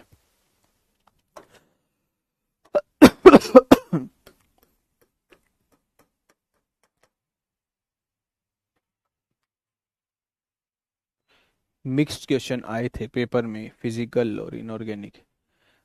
अब ये देखो पेपर तो बाहर आएगा तब पता लगेगा, है ना, तो उसका पेपर का थोड़ा वेट करेंगे। बाकी हाँ, ये पता लग रहा है पिछली बारी की कंपैरिजन पेपर थोड़ा सा मुश्किल आया था, अगर मुश्किल होगा तो सबके लिए होगा, है ना। जैसे देखो ये चीज हमेशा बताई जाती है कि आपके पास इनऑर्गेनिक है, ऑर्गेनिक है, फिजिकल है। ठीक है, इस बार पार्ट सी कह रहे हैं कि इनऑर्गेनिक की मुश्किल थी। अब वो मुश्किल थी तो सबकी मुश्किल है, और अगर वो मुश्किल होती है ना भाई, जैसे कि ऐसा कह रहे हैं कि मतलब कि ना याद करने वाली चीज, कि इसका कलर क्या था, ये गैस निकलेगी तो कैसी निकलेगी, इस टाइप के क्वेश्चन थे, है ना, मतलब एनालिटिकल से और इस टाइप से क्वेश्चन थे, तो वो समझो वो मेजोरिटी है ना, मतलब मेजर क्या 98% लोगों ने वो अटेम्प्ट नहीं किया होगा, और कोई वो पढ़कर भी नहीं जाता है, पढ़कर जाते हैं थोड़े बहुत, अपन भी पढ़ेंगे, बट वो चीजें रिटेन नहीं हो पाती है। इसीलिए कहते हैं भाई तीनों चीजें पूरी पढ़ा करो, तीनों चीजें पूरी पूरी अच्छे से करा करो। ठीक है, तीनों चीजें अच्छे से पूरा पूरा पढ़ा करो, इसलिए कहा जाता है, ताकि भाई, है ना, ताकि क्या हो कि अगर एक मुश्किल आ जाए तो ये दोनों बचा ले, और ये मुश्किल आ जाए तो कोई और दोनों बचा ले।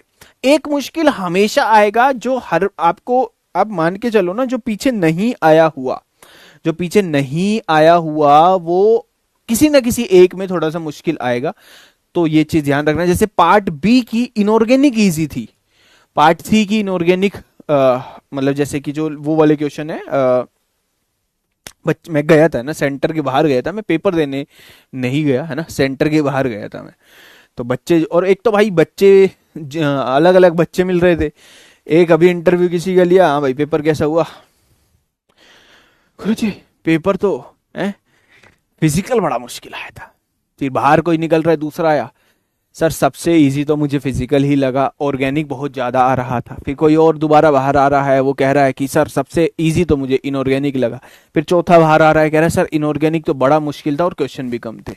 तो भाई थोड़ा सा ना पता नहीं लगता है, बट हाँ ये लॉजिक हमेशा लगता है कि किसी के अगर तीनों सब्जेक्ट स्ट्रोंग है ना भाई, वो पेपर में उसको कोई दिक्कत नहीं आएंगे, है ना, वो उसको दिक्कत नहीं आएगी। और एक हमेशा अतरंगी आएगा ही आएगा, उससे आपको सब्जेक्ट में नफरत नहीं करनी है ना, उससे ये नहीं कि भाई सब्जेक्ट ही अब पानी में फेंक दो, है ना, वो ऐसा नहीं होना चाहिए, वैसा कभी भी नहीं होना चाहिए, बात ध्यान रखना। आप एक ट्रेडिशनल चीजें पढ़ सकते हो जो, क्योंकि देखो आपको बहुत बड़ा सिलेबस पढ़ना है, तो जो मतलब कि जो टॉपिक हैं थ्रू आउट, आज पीरियोडिसिटी से लेकर एसिड बेस एफ ब्लॉक तक, तो सारे टॉपिक आपको पढ़ने हैं, है ना। तो अपन वो चीजें पढ़ते हैं जो आपके सिलेबस में है, और जो मैक्सिमम हम वेटेज भी उस पे रखते हैं कि जिससे कॉन्सेप्चुअल जो क्वेश्चन हो, अतरंगी क्वेश्चन पे, अतरंगी इन द सेंस कि भाई इसका कलर क्या है, ये रिलीज हुआ तो ये क्या हुआ, वैसा तो अगर हर बार आएगा तो वो हर बार ही लोगों के लिए मुश्किल रहेगा। और ये सबके सब सब्जेक्ट में होता है, ऑर्गेनिक में भी अगर मान लो आपने 100 रिएक्शन पढ़ी और एक रिएक्शन अलग सी आ गई तो वो सबके लिए मुश्किल है। बट इसका मतलब ये नहीं है कि वो आप सब्जेक्ट पढ़ना छोड़ दो, क्या पता अगली बार आपको इनऑर्गेनिक फिजिकल, जैसे आप कोई कह रहे हो, अभी कोई कह रहा है कि फिजिकल बहुत मुश्किल लगी, क्या पता फिजिकल बहुत आसान लगे आपको अगली बार। तो ये भाई हर बार रहता है, इसमें वो मत करो। ओवरऑल अगर किसी ने पूरी तैयारी करी हुई है तो वो क्वेश्चन सेलेक्ट कर लेगा, है ना। अभी भी जब क्वेश्चन पेपर बाहर आएगा ना, तो अगर ढंग से उसको देखोगे, खुद ही देखोगे ना ढंग से, तो वो आप 25 क्वेश्चन तो आराम से सिलेक्ट हो ही जाएंगे, है ना। बाकी अभी देखा नहीं भाई कितने खतरनाक क्वेश्चन थे, और अगर नहीं हो रहे होंगे तो किसी के भी नहीं हो रहे होंगे, प्रॉपर तैयारी अगर आपने की है तो। ये बात थोड़ा सा इस चीज को समझना, ठीक है। तो इतना ज्यादा टेंशन मत लो, है ना। पढ़ तो आप, पढ़ा तो पूरा ही जाएगा, है ना, पढ़ा तो पूरा ही जाएगा, और पढ़ाया पूरा ही जाता है, ये बात ध्यान रखना, पढ़ाया पूरा ही जाता है। बेसिक से लेकर एडवांस तक ही सारी चीजें आपको पढ़ाई जाती हैं भाई, ठीक है। एक बच्चा बाहर मिला, है ना, मैं भी था, जयंत सर भी थे, तो कोई एक कह रहा है कि सर मुझे तो सिर्फ क्वेश्चन ही पूरे पेपर में रिएजेंट्स के क्वेश्चन थे। मेरे हिसाब से तो पूरा पेपर ही रिएजेंट्स का था। इनऑर्गेनिक जो आई थी वो तो मैंने सारी कर दी है। फिर दूसरा बच्चा बाहर आ रहा है, वो कह रहा है कि सर इनऑर्गेनिक में ना बहुत अजीब सा क्वेश्चन थे कुछ, है ना, अजीब से क्वेश्चन थे, मतलब अजीब इन द सेंस कि आ, समझ रहे हो, एकदम कुछ भी कलर पूछ रखा है या कोई इस टाइप के क्वेश्चन जो मतलब ना तो किसी पीवाईक्यू में कभी दिखे हो, किसी भी पीवाईक्यू में through out get jam net किसी में भी कहीं कुछ भी बेसिक, या कभी कॉलेज में दिखे हो या कभी क्लास में या कभी कहीं यूट्यूब पे कुछ देखा हो, ऐसे क्वेश्चन ऐसे अतरंगी कुछ वो वाले थे, ठीक है। तो अलग अलग टाइप की चीजें हो जाती है, उससे ज्यादा घबराने की जरूरत भाई मेरे हिसाब से तो नहीं है। आप एक तैयारी कर सकते हो, पूरी तैयारी करो, है ना, पूरी अच्छे से पढ़ कर जाओ, मैं तो आपको यही सलाह दूंगा, ठीक है। आइए समझते हैं कि यहाँ पर हमने क्या पढ़ा, यहाँ पर आपने पढ़ा केमिकल बॉन्ड क्या होता है, वो हमने पढ़ लिया, बॉन्ड बन क्यों रहा है, एटम ताकि मॉलिक्यूल बना ले। अब मॉलिक्यूल जो बनता है उसके लिए पहला रूल आता है क्या, ठीक है। पहला रूल क्या आता है, जो ऑक्टेट रूल आता है, ठीक है। तब यहाँ पर ऑक्टेट रूल है ना, ऑक्टेट रूल की ऑक्टेट रूल ये कहता है कि भाई आपका मॉलिक्यूल तब माना जाएगा, मतलब एक रूल बन गया समाज में, एक रूल बन गया कि भाई मॉलिक्यूल अगर आपका बन रहा है तो उस मॉलिक्यूल में सेंट्रल एटम आपका ऑक्टेट रूल फॉलो कर रहा होगा, है ना, ये आपके पास बोला जाता है कि central atom octet rule follow करना चाहिए, ठीक है। Central atom octet rule follow करना चाहिए अगर आप एक मॉलिक्यूल बना रहे हो। अब ऑक्टेट रूल है क्या, ऑक्टेट रूल ये है, a molecule in which central atom outermost shell has 8 valence electron, उसके पास क्या हो, 8 वैलेंस इलेक्ट्रॉन, 8 वैलेंस इलेक्ट्रॉन हो, वो होता है क्या आपका मॉलिक्यूल, ठीक है।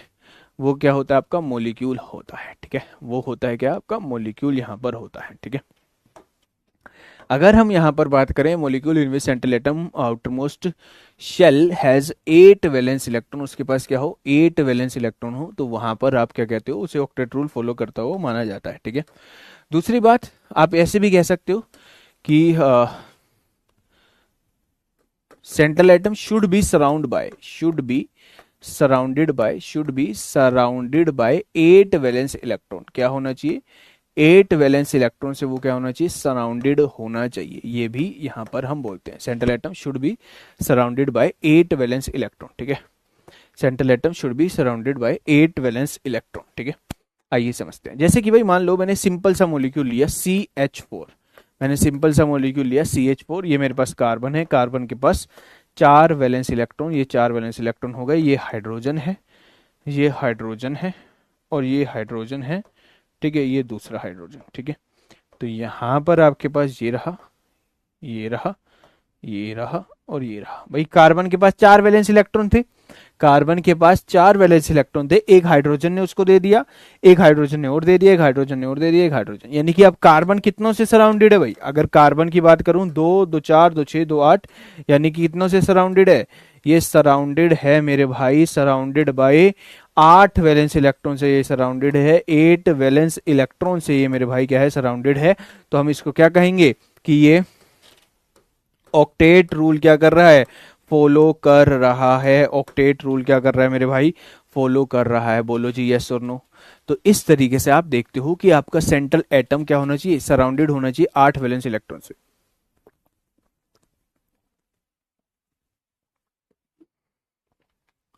समझ में आ रहा है भाई। तो जो ये लोग नेट देकर आए हैं वो तो ये सब पढ़ चुके होंगे, कितने लोग ये पढ़ चुके हैं सब, भाई अगर आप पढ़ चुके हो तो फिर आप पढ़ो ना कुछ, एक ही चीज पढ़ी पढ़ाई दोबारा दोबारा क्या पढ़ रहे हो।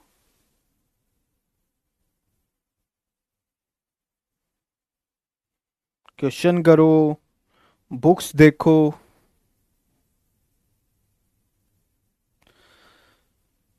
ये सलाह है मेरी वैसे। अगर कोई ये चीजें पढ़ चुका है, ये बेसिक बेसिक चीजें पढ़ चुका है, ये पढ़नी है, इसके बिना पढ़े आपका कुछ होगा भी नहीं, ठीक है। अब आपने ये पढ़ रखा है तो अब आप अलग अलग चीजें पढ़ सकते हो ना। बिना पढ़े ही दिया है। अब भाई बिना पढ़े दे के आए हो तो फिर जाने दो अभी एग्जाम को, है ना।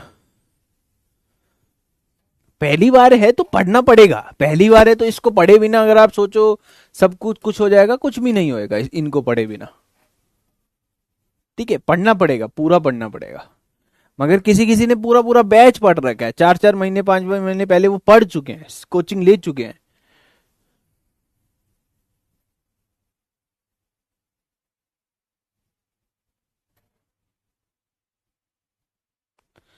नाइन्थ में पढ़ा था? अरे नाइन्थ क्लास में पढ़ा था उसको छोड़ो भाई।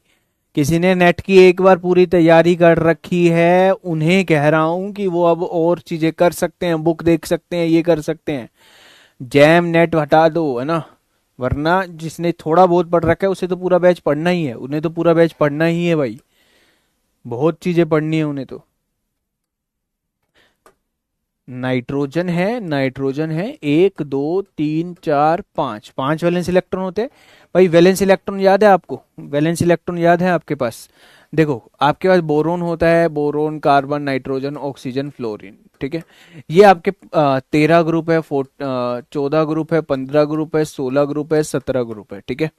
यहाँ पर कितने आएंगे?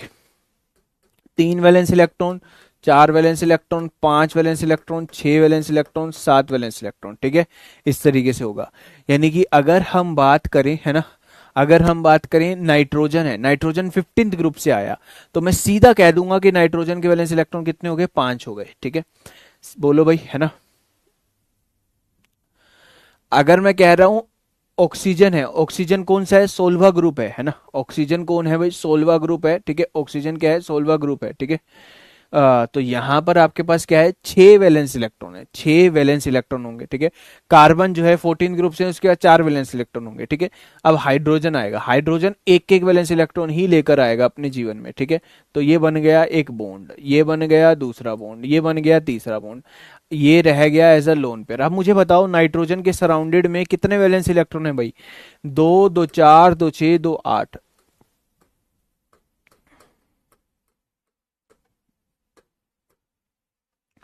8 वैलेंस इलेक्ट्रॉन से सराउंडेड है भाई ये, है ना। 8 वैलेंस इलेक्ट्रॉन से सराउंडेड है, तो इसको मैं क्या कहूंगा कि ये ऑक्टेट रूल क्या कर रहा है भाई? फॉलो कर रहा है। बोलो जी हाँ या ना, ये ऑक्टेट रूल फॉलो कर रहा है। क्लियर है? कोई दिक्कत, कोई समस्या? ठीक है,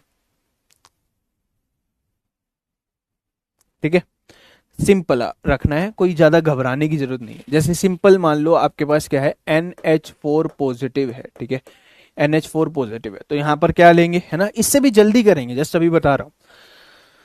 नाइट्रोजन के ऊपर पॉजिटिव चार्ज का मतलब क्या है? नाइट्रोजन के पास 5 वैलेंस इलेक्ट्रॉन थे। पॉजिटिव का मतलब होता है एक उसने दान कर दिया, यानी कि अब इसके पास कितने हैं? 4 वैलेंस इलेक्ट्रॉन होंगे, 4 वैलेंस इलेक्ट्रॉन होंगे, एक एक हाइड्रोजन लेकर आएगा, एक एक हाइड्रोजन लेकर आएगा। बोलो जी लाएगा या नहीं लाएगा? ये हाइड्रोजन ले आया, तो नाइट्रोजन अब फिर से सराउंडेड कितना है? 8 से, तो ऑक्टेट रूल फॉलो कर रहा है, ठीक है। ऑक्टेट रूल फॉलो कर रहा है, ये बात ध्यान रखना, ठीक है। उसके पड़ोसी में 8 होने चाहिए, है ना। जैसे एक यहां पर ये 2 ही है भैया ना, इस 2 बार लिख दिया गया। 2 2 4 2 6 2 8, 8 वैलेंस इलेक्ट्रॉन है, 8 वैलेंस इलेक्ट्रॉन यहां पर काउंट हो गए हैं, ठीक है भाई। दो, ये दो, ये दो, ये दो और ये दो, कितने हो गए? 8, ठीक है। इस तरीके से अपन करेंगे। जैसे कि भाई मान लो मैंने क्या लिया? मैंने ले लिया क्या? BH4 नेगेटिव है, बोरोन के ऊपर नेगेटिव है, बोरोन के ऊपर क्या है? नेगेटिव है। बोरोन के ऊपर क्या है मेरे भाई? नेगेटिव है। एक वैलेंस इलेक्ट्रॉन, 2 वैलेंस इलेक्ट्रॉन, 3 और 4, ठीक है। ये हाइड्रोजन आया, ये हाइड्रोजन आया, ये हाइड्रोजन आया और ये हाइड्रोजन आया। 8 वैलेंस इलेक्ट्रॉन है। 2 2 4 2 6 2 8, यानी कि 8 से सराउंडेड है, ठीक है। अब देखो सीधा ही कर लिया करो, ठीक है। सीधा ही कर लिया करो, ठीक है। सीधा ही कर लिया करो, ठीक है भाई। नाइट्रोजन है आपके पास, है ना। नाइट्रोजन है आपके पास, नाइट्रोजन के पास कितने वैलेंस इलेक्ट्रॉन है? यहाँ पर आपके पास ये पूरा था NH4 पॉजिटिव है, ठीक है। तो यहाँ पर अगर हम बात करें, नाइट्रोजन के पास वैलेंस इलेक्ट्रॉन कितने हैं, नाइट्रोजन के पास वैलेंस इलेक्ट्रॉन है 5, ठीक है। 5 + 4 - 1, भाई नाइट्रोजन 5 वैलेंस इलेक्ट्रॉन रख रहा है, हाइड्रोजन 4 लाएगा ही लाएगा, और एक पॉजिटिव मतलब घट गया, यानी कि ये 8 ही रहेगा, ठीक है। इस तरीके से कर लिया करो। चलो अभी मत करो, अभी आप पूरा निकालो फिर करना। जैसे मान लो मैंने आपसे पूछा, ये दोनों मैंने आपसे पूछे, ClF2 पॉजिटिव पूछा और मैंने आपसे पूछा ClF3, ये दोनों ऑक्टेट फॉलो कर रहे हैं या नहीं कर रहे, ये बात ध्यान रखना। बताना है आपको ये ऑक्टेट रूल फॉलो कर रहे हैं या नहीं कर रहे हैं।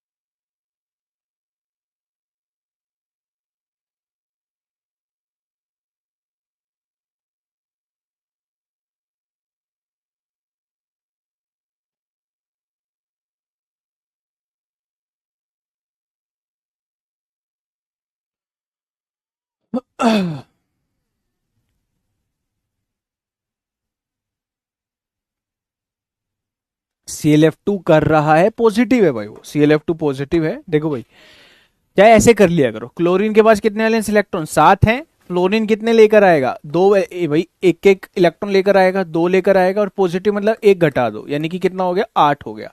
जैसे इधर देखो, क्लोरीन के पास कितने हैं भाई 7 वैलेंस इलेक्ट्रॉन होते हैं, मगर अगर पॉजिटिव चार्ज है तो क्लोरीन के पास कितने होंगे भाई, क्लोरीन के पास अब 6 वैलेंस इलेक्ट्रॉन होंगे, 1 2 3 4 5 और 6। यहाँ पर फ्लोरीन आया, ठीक है, फ्लोरीन आया, फ्लोरीन इस तरीके से 7 वैलेंस इलेक्ट्रॉन, यहाँ पर इसने 1 इलेक्ट्रॉन दे दिया,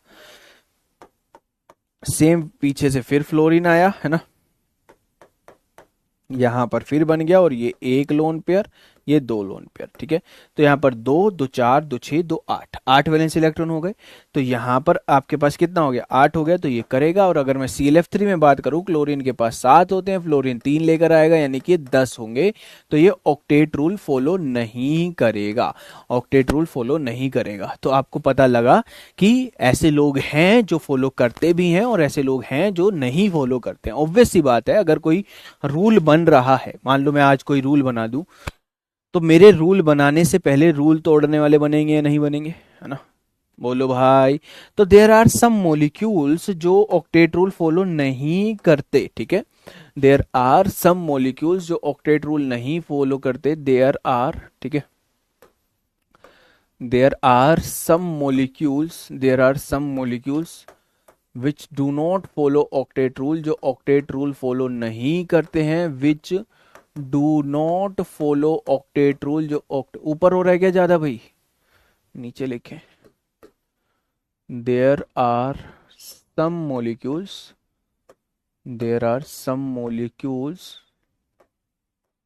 विच डू नॉट फॉलो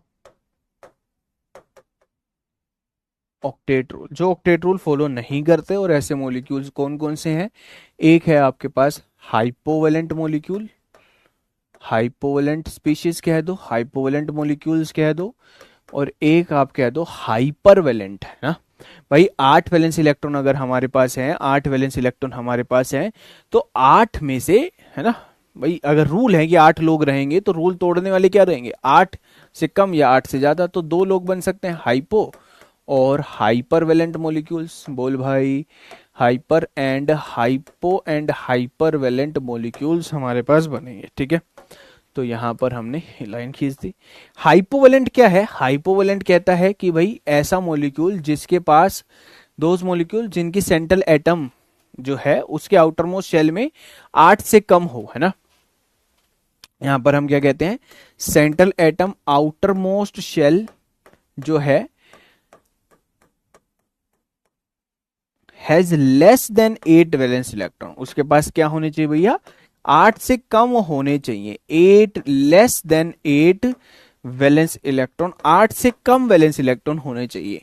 सिमिलरली जो हाइपर है, हाइपर मतलब जो गुस्सा, हाइपर क्या होता है, जल्दी गुस्सा, ज्यादा गुस्सा, तो यहां पर क्या है, central atom outermost shell, central atom outermost shell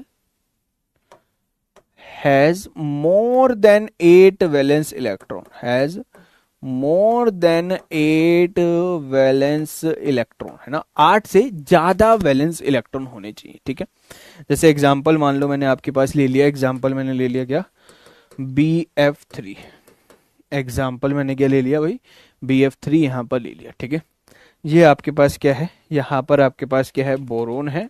boron के पास कितने वैलेंस इलेक्ट्रॉन है भाई, बोरोन के पास कितने वैलेंस इलेक्ट्रॉन है भाई, 3, 1 2 3। फ्लोरीन आएगा तो क्या कर लेगा, फ्लोरीन 3 वैलेंस इलेक्ट्रॉन दे देगा, यहाँ पर एक, यहाँ पर एक इसको दे दिया, और यहाँ पर एक। तो अब बोरोन कितनों से सराउंडेड है, बोरोन कितनों से सराउंडेड है भाई, surrounded by 6, surrounded by 6, surrounded by 6 valence electron. तो यहां पर हम इसको क्या कहेंगे, इसको हम क्या कहेंगे भैया, हाइपोवेलेंट कहेंगे, इसको हम क्या कहेंगे, हाइपोवेलेंट कहेंगे। बोलो जी यस और नो, कोई दिक्कत है या नहीं, इसको हम क्या कहेंगे भाई, हाइपोवेलेंट कहेंगे। तो हाइपो और हाइपरवेलेंट में आपको ये चीज ध्यान रखनी है, हाइपो क्या होता है, जिसके पास आउटरमोस्ट शेल में लेस देन 8 वैलेंस इलेक्ट्रॉन। ठीक है, अब पूरी केमिस्ट्री में क्या होगा, जो हाइपोवेलेंट लोग होते हैं ना, मतलब जो इलेक्ट्रॉन डेफिशिएंट, यानी कि मैं इसको क्या कह सकता हूं, मैं इसको ये कह सकता हूं कि भाई तू इलेक्ट्रॉन डेफिशिएंट है, मतलब तू गरीब है, मैं कह सकता हूं इसको या नहीं कह सकता हूं, ये क्या है भैया, इलेक्ट्रॉन डेफिशिएंट है, इसे हम क्या कहेंगे, इलेक्ट्रॉन डेफिशिएंट है। ठीक है, और ये क्या है भाई, इलेक्ट्रॉन रिच है। ठीक है, तो अब सर आगे कैसे बात चलेगी, इनकी केमिस्ट्री कैसी होती है, इनकी केमिस्ट्री, हाइपोवेलेंट की केमिस्ट्री ये रहेगी, ये इलेक्ट्रॉन डेफिशिएंट है, इनको जब जब मौका मिलेगा ना मेरे भाई, इनको जब जब मौका मिलेगा ये अपनी डेफिशिएंसी रिमूव कर लेंगे, है ना। अब रिमूव कैसे करेंगे सर, ये रिमूव करेंगे वाया बैक बॉन्डिंग, या तो ये बैक बॉन्डिंग करवाएं, मतलब ये कहें कि भाई फ्लोरीन तू ही मुझे दे दे, फ्लोरीन से ले, अपने रिश्तेदारों से ले, या फिर किसी बैंक से ले। भाई गरीब आदमी क्या करेगा, पहले अपने घर से लेगा, है? अगर मेरे पास पैसे नहीं है, सबसे पहले मैं क्या करूंगा, मैं अपने घर से मांगूंगा, घर से मांग मांग के मैं थक गया, फिर क्या करूंगा, फिर और किसी रिश्तेदार, इस तरीके से, फिर अंत में ये हो गया उसका बैक बॉन्डिंग, मतलब कि उसका बैक जो, मतलब कि उसका बॉन्ड बना हुआ है वही उसको सपोर्ट कर रहा है। फिर हो गया कि भाई अब बॉन्डिंग, बैक बॉन्डिंग होना बंद हो गया, तो उसके बाद आदमी क्या करेगा, बैंक पे जाएगा कि भाई आप बताओ, आप कुछ मदद कर सकते हो, वो होता है लिविस एसिडिटी, है ना। अगर ये मॉलिक्यूल किसी दूसरी स्पीशीज से इलेक्ट्रॉन ले ले तो उसको हम क्या कहेंगे, लिविस एसिड कहेंगे, ये लिविस एसिड बिहेव कर रहा। तो ध्यान रखना, जो इलेक्ट्रॉन डेफिशिएंसी स्पीशीज होंगी, यानी कि जो हाइपोवेलेंट मॉलिक्यूल्स होते हैं, ये थ्रू आउट केमिस्ट्री इनकी जो पढ़ी जाएगी वो ये होगी कि ये लोग गरीब हैं और हम इनकी गरीबी दूर कर रहे होंगे। और हम इनकी गरीबी कैसे दूर करेंगे, via back bonding, via bridge bonding, और इनको लिविस एसिड की तरह बिहेव करवा के। ठीक है भाई, क्लियर है भाई, समझ में आ रहा है या नहीं आ रहा, ऐसे क्या बात हो गई, टेंशन में नजर आ रही हूँ, किसी चीज की टेंशन है क्या भाई, हैं? क्या दिक्कत हो गई, कोई दिक्कत है, कोई समस्या है, बताइए थोड़ा। यहां पर जैसे कि भाई आपके पास क्या हो गया, PCl5 हो गया। ठीक है, PCl5 हो गया। अब जैसे सिंपल है भाई, मेरे पास यहाँ पर क्या है, ये मेरे पास फोस्फोरस है, एक वैलेंस इलेक्ट्रॉन, फोस्फोरस कौन से है, फोस्फोरस कहाँ से आता है, फोस्फोरस आपके पास कहाँ पर आता है, 15 ग्रुप से आता है, 5 वैलेंस इलेक्ट्रॉन आते हैं, 1 2 3 4 5। ठीक है, तो यहाँ पर आपके पास क्लोरीन आएगा इधर, यहाँ पर आपके पास क्लोरीन आएगा इधर, यहाँ पर आपके पास क्लोरीन आएगा इधर, यहाँ पर आपके पास क्लोरीन आएगा इधर, ठीक है। यहाँ पर आपके पास इधर आएगा क्लोरीन इधर, ठीक है। तो ये कितना हो गया, 2 2 4 2 6 2 10, यानी कि यहाँ पर है ना, यहाँ पर अगर हम बात करें 10 वैलेंस इलेक्ट्रॉन से ही समझ में आ रहा है, 10 वैलेंस इलेक्ट्रॉन है, यानी कि इसको हम क्या कहेंगे, हाइपर कहेंगे, हाइपर वैलेंट कहेंगे, ठीक है, हाइपर वैलेंट स्पीशीज कहेंगे, ठीक है भाई। टेंशन वेंशन मत लो किसी भी चीज की, है ना। कोई अभी अगर आपने नहीं पढ़ा, आप अधूरा पढ़कर पेपर देख रहे हो, है ना, कोई पीवाईक्यू देख रहा है ना, तो आपको इस तरीके की टेंशन नहीं लेनी है अभी, ठीक है। अभी इस चीज को हम समझेंगे, इसको पेपर को कैसे हैंडल करना है कैसे नहीं करना वो समझेंगे हम, ठीक है। चलो फिलहाल आगे चलते हैं।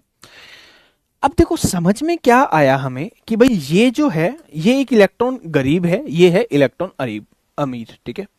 अच्छा आपके सामने अमीर है और गरीब है, ठीक है।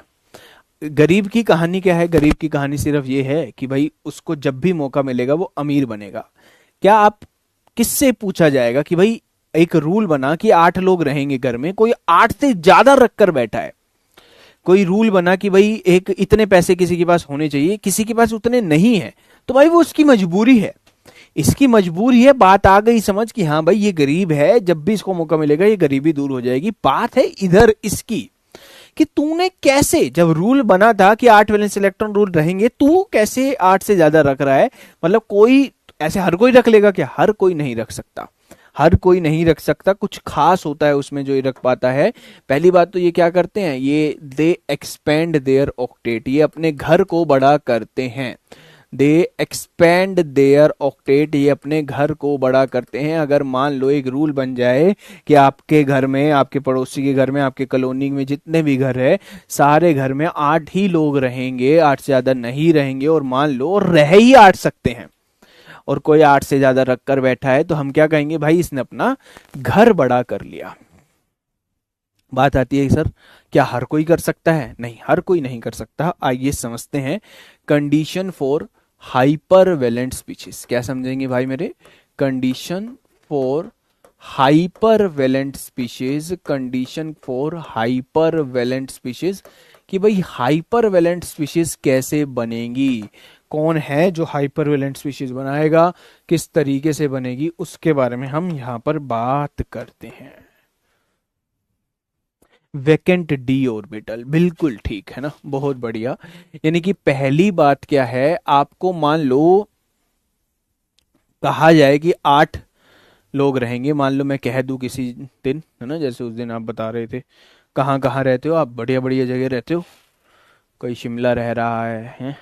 कोई एकदम बढ़िया पहाड़ों में रह रहा है ना, गर्मी में वहाँ निकल लिए, सर्दियों में कहीं गर्म जगह पे चले गए, इस तरीके से मान लो मैं कह दूं कि भाई मैं आ रहा हूँ, तो मेरे वहां आने पे मैं आपके घर में रह पाऊं, उसकी क्या कंडीशन है, उसकी कंडीशन ये है कि आपके घर में एक खाली कमरा हो ना, एक ऐसे, चलो मैं तो वैसे ही आ जाऊं, मान लो आपका कोई ऐसा रिश्तेदार आ रहा है जो जल्दी नाराज हो जाए, कोई फूफा जी आ रहे हैं, कोई फूफा जी आ रहे हैं, तो फूफा जी को घर में रखोगे तो घर में पहले कमरा होना चाहिए, वरना वो बहुत जल्दी मुंह बना लेते हैं भाई। Availability of vacant D orbital, ठीक है, अपन तो भाई कहीं भी रह लेंगे यार, अपना क्या है। 8 से ज्यादा कोई लोग रह रहे हैं तो रहने के लिए खाली कमरा चाहिए होगा। अब सर ये हमें कैसे पता लगेगा, केमिस्ट्री की भाषा में थोड़ा समझा दो, हम तो फूफा फूफा करते रह जाएंगे पेपर में। केमिस्ट्री की भाषा में मेरे भाई अगर हम समझे, तो मैंने वहां पर सीधा PCl5 लिखा था, है ना, मैंने NCl5 नहीं लिखा था, मैंने NCl5 नहीं लिखा था, ठीक है, मैंने सीधा PCl5 लिख दिया कि भाई PCl5 बन जाएगा, NCl5 नहीं, NCl5 बन भी नहीं सकता। क्यों, देखो समझो क्या होता है, मॉलिक्यूल कैसे बनते हैं, थोड़ा सा हिंट दे रहा हूं, हालांकि ये हाइब्रिडाइजेशन में आएगा। नाइट्रोजन है, नाइट्रोजन के पास क्या है भाई, 2s2 है, 2p3 है, ठीक है, ये है नाइट्रोजन के पास मामला। तो अगर नाइट्रोजन के पास मामला ये है, तो यहां पर आपके पास क्या है, ये 2s हो गया, ये 2 इलेक्ट्रॉन यहां पर, और यहां पर 3 इलेक्ट्रॉन यहां पर। अभी मैं जस्ट आपको बता रहा हूं कि ये ऐसे नहीं कि इसने बॉन्डिंग शुरू कर दी, ये लोग पहले मिक्स होते हैं, इनका हाइब्रिडाइजेशन होता है। जैसे ये इस तरीके से मान लो हाइब्रिडाइजेशन हो गई इन लोगों की, sp3 बन गए, 5 वैलेंस इलेक्ट्रॉन थे, 1 2 3 4 5, 5 वैलेंस इलेक्ट्रॉन यहां पर हो गए, ठीक है। अब ये 5 वैलेंस इलेक्ट्रॉन आपको दिख रहे हैं, ठीक है। अब यहां पर ये वैलेंस इलेक्ट्रॉन कितने हैं, 5 ही है, मगर बॉन्ड वैलेंसी कितनी रहेगी, 3 रहेगी, क्योंकि बॉन्ड अब 3 लोग ही बना सकते हैं। बॉन्ड कितने लोग बना सकते हैं, 3 लोग बना सकते हैं, ठीक है। तो यहां पर 3 लोग यहां पर इस तरीके से आए, 1 2 3, और यहां पर बॉन्ड बनाकर चले गए, ठीक है। तो ये 3 ही बॉन्ड बन सकते हैं, है ना। इसके पास ऐसा तो है नहीं कि यहां पर 2D है और D को इन्वॉल्व कर ले, नहीं भाई, यहां पर ये इतना ही कर सकता है, ये ज्यादा से ज्यादा NCl3 कर सकता था। NCl5 भाई इसके बस की बात नहीं है, NCl5 इसके बस की बात नहीं है, क्योंकि यहां पर वैकेंट d ऑर्बिटल नहीं थे। ये लिख लेना कि ये सेकंड पीरियड एलिमेंट होता है, सेकंड पीरियड एलिमेंट होता है, ये अपने घर को नहीं बड़ा कर सकता, सेकंड पीरियड एलिमेंट होता है। No vacant D orbital, vacant ये समझाऊंगा, ये हाइब्रिडाइजेशन कैसे होती है सर, हमें तो दिखी ही नहीं, देखेंगे ना मेरे भाई, पक्का देखेंगे, चिंता मत करना। मतलब ये समझ लो, एस और पी पहले मिलन करते हैं, फिर बॉन्ड बनवाते हैं। आप अकेले मान लो, आपका नाम है नाइट्रोजन, आपको कहा कि क्लोरीन के साथ बॉन्ड बनाने हैं, तो आप ऐसे ही क्लोरीन के साथ बॉन्ड नहीं बनाने जाओगे, पहले आपका 2s और 2p मिक्स होगा, फिर वो क्लोरीन के साथ बॉन्ड बनाने जाएगा, जिसके साथ भी बनाने जाए। ये समझाऊंगा, ये अगले लेक्चर में आएगा, हाइब्रिडाइजेशन जब डल के आएगा वो यही आएगा। कहने का सार है, ये अपना घर बड़ा नहीं कर पाया, क्योंकि no vacant D orbital, vacant D orbital यहां पर नहीं है। आई बात समझ। फोस्फोरस से पूछा, फोस्फोरस कह रहा भाई अपना कोई दिक्कत नहीं है भाई, अपना ये सिस्टम नहीं है, अपने पास भी 3s2 3p3 है सर, वैकेंट ऑर्बिटल तो यहां भी नहीं है। अगर थर्ड शेल इंट्रोड्यूस हो गई, अगर थर्ड शेल में बोल रहा हूं इंट्रोड्यूस हो गई, तो जाहिर सी बात है वहां पर वैकेंट 3D होंगे ही होंगे, वहां पर वैकेंट 3D यहां पर होगा ही होगा, ये बात ध्यान रखना।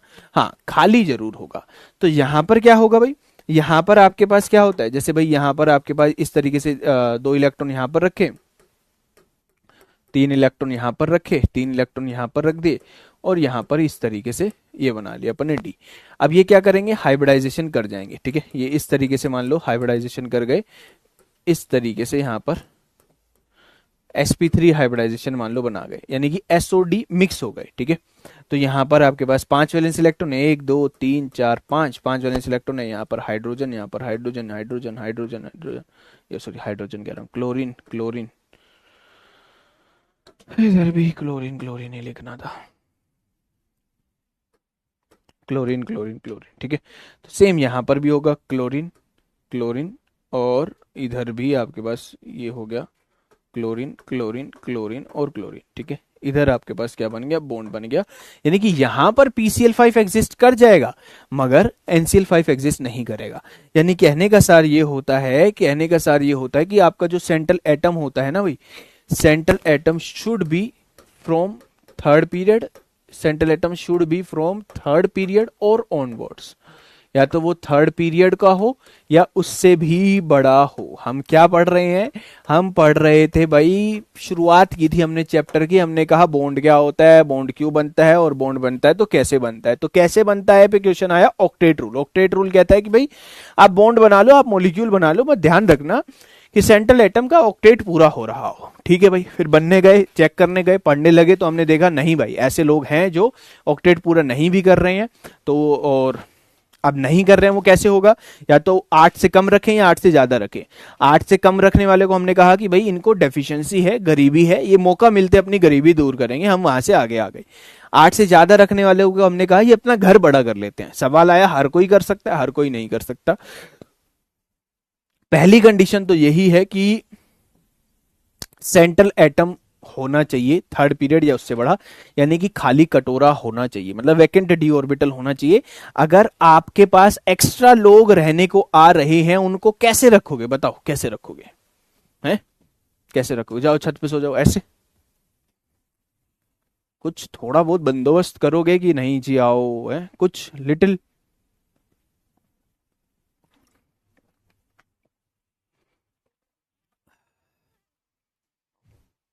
अरे समझ में आ रहा है या नहीं आ रहा, बोल तो दो भाई। क्या तो भाई इतना बोलते हैं, इतना बोलते हैं, बोलते ही रहते हैं, या फिर भाई मतलब कि हाँ हूं भी नहीं करेंगे। हैं? तुम भी क्या वही फूफा लोग हो क्या तुम भी, कि हम तो रूस गए जी, हम तो रूस गए भाई। ऐसा है क्या तुम्हारा हिसाब किताब? ऐसा है तो बताओ भाई, थोड़ा ध्यान रखें फिर हम आपका।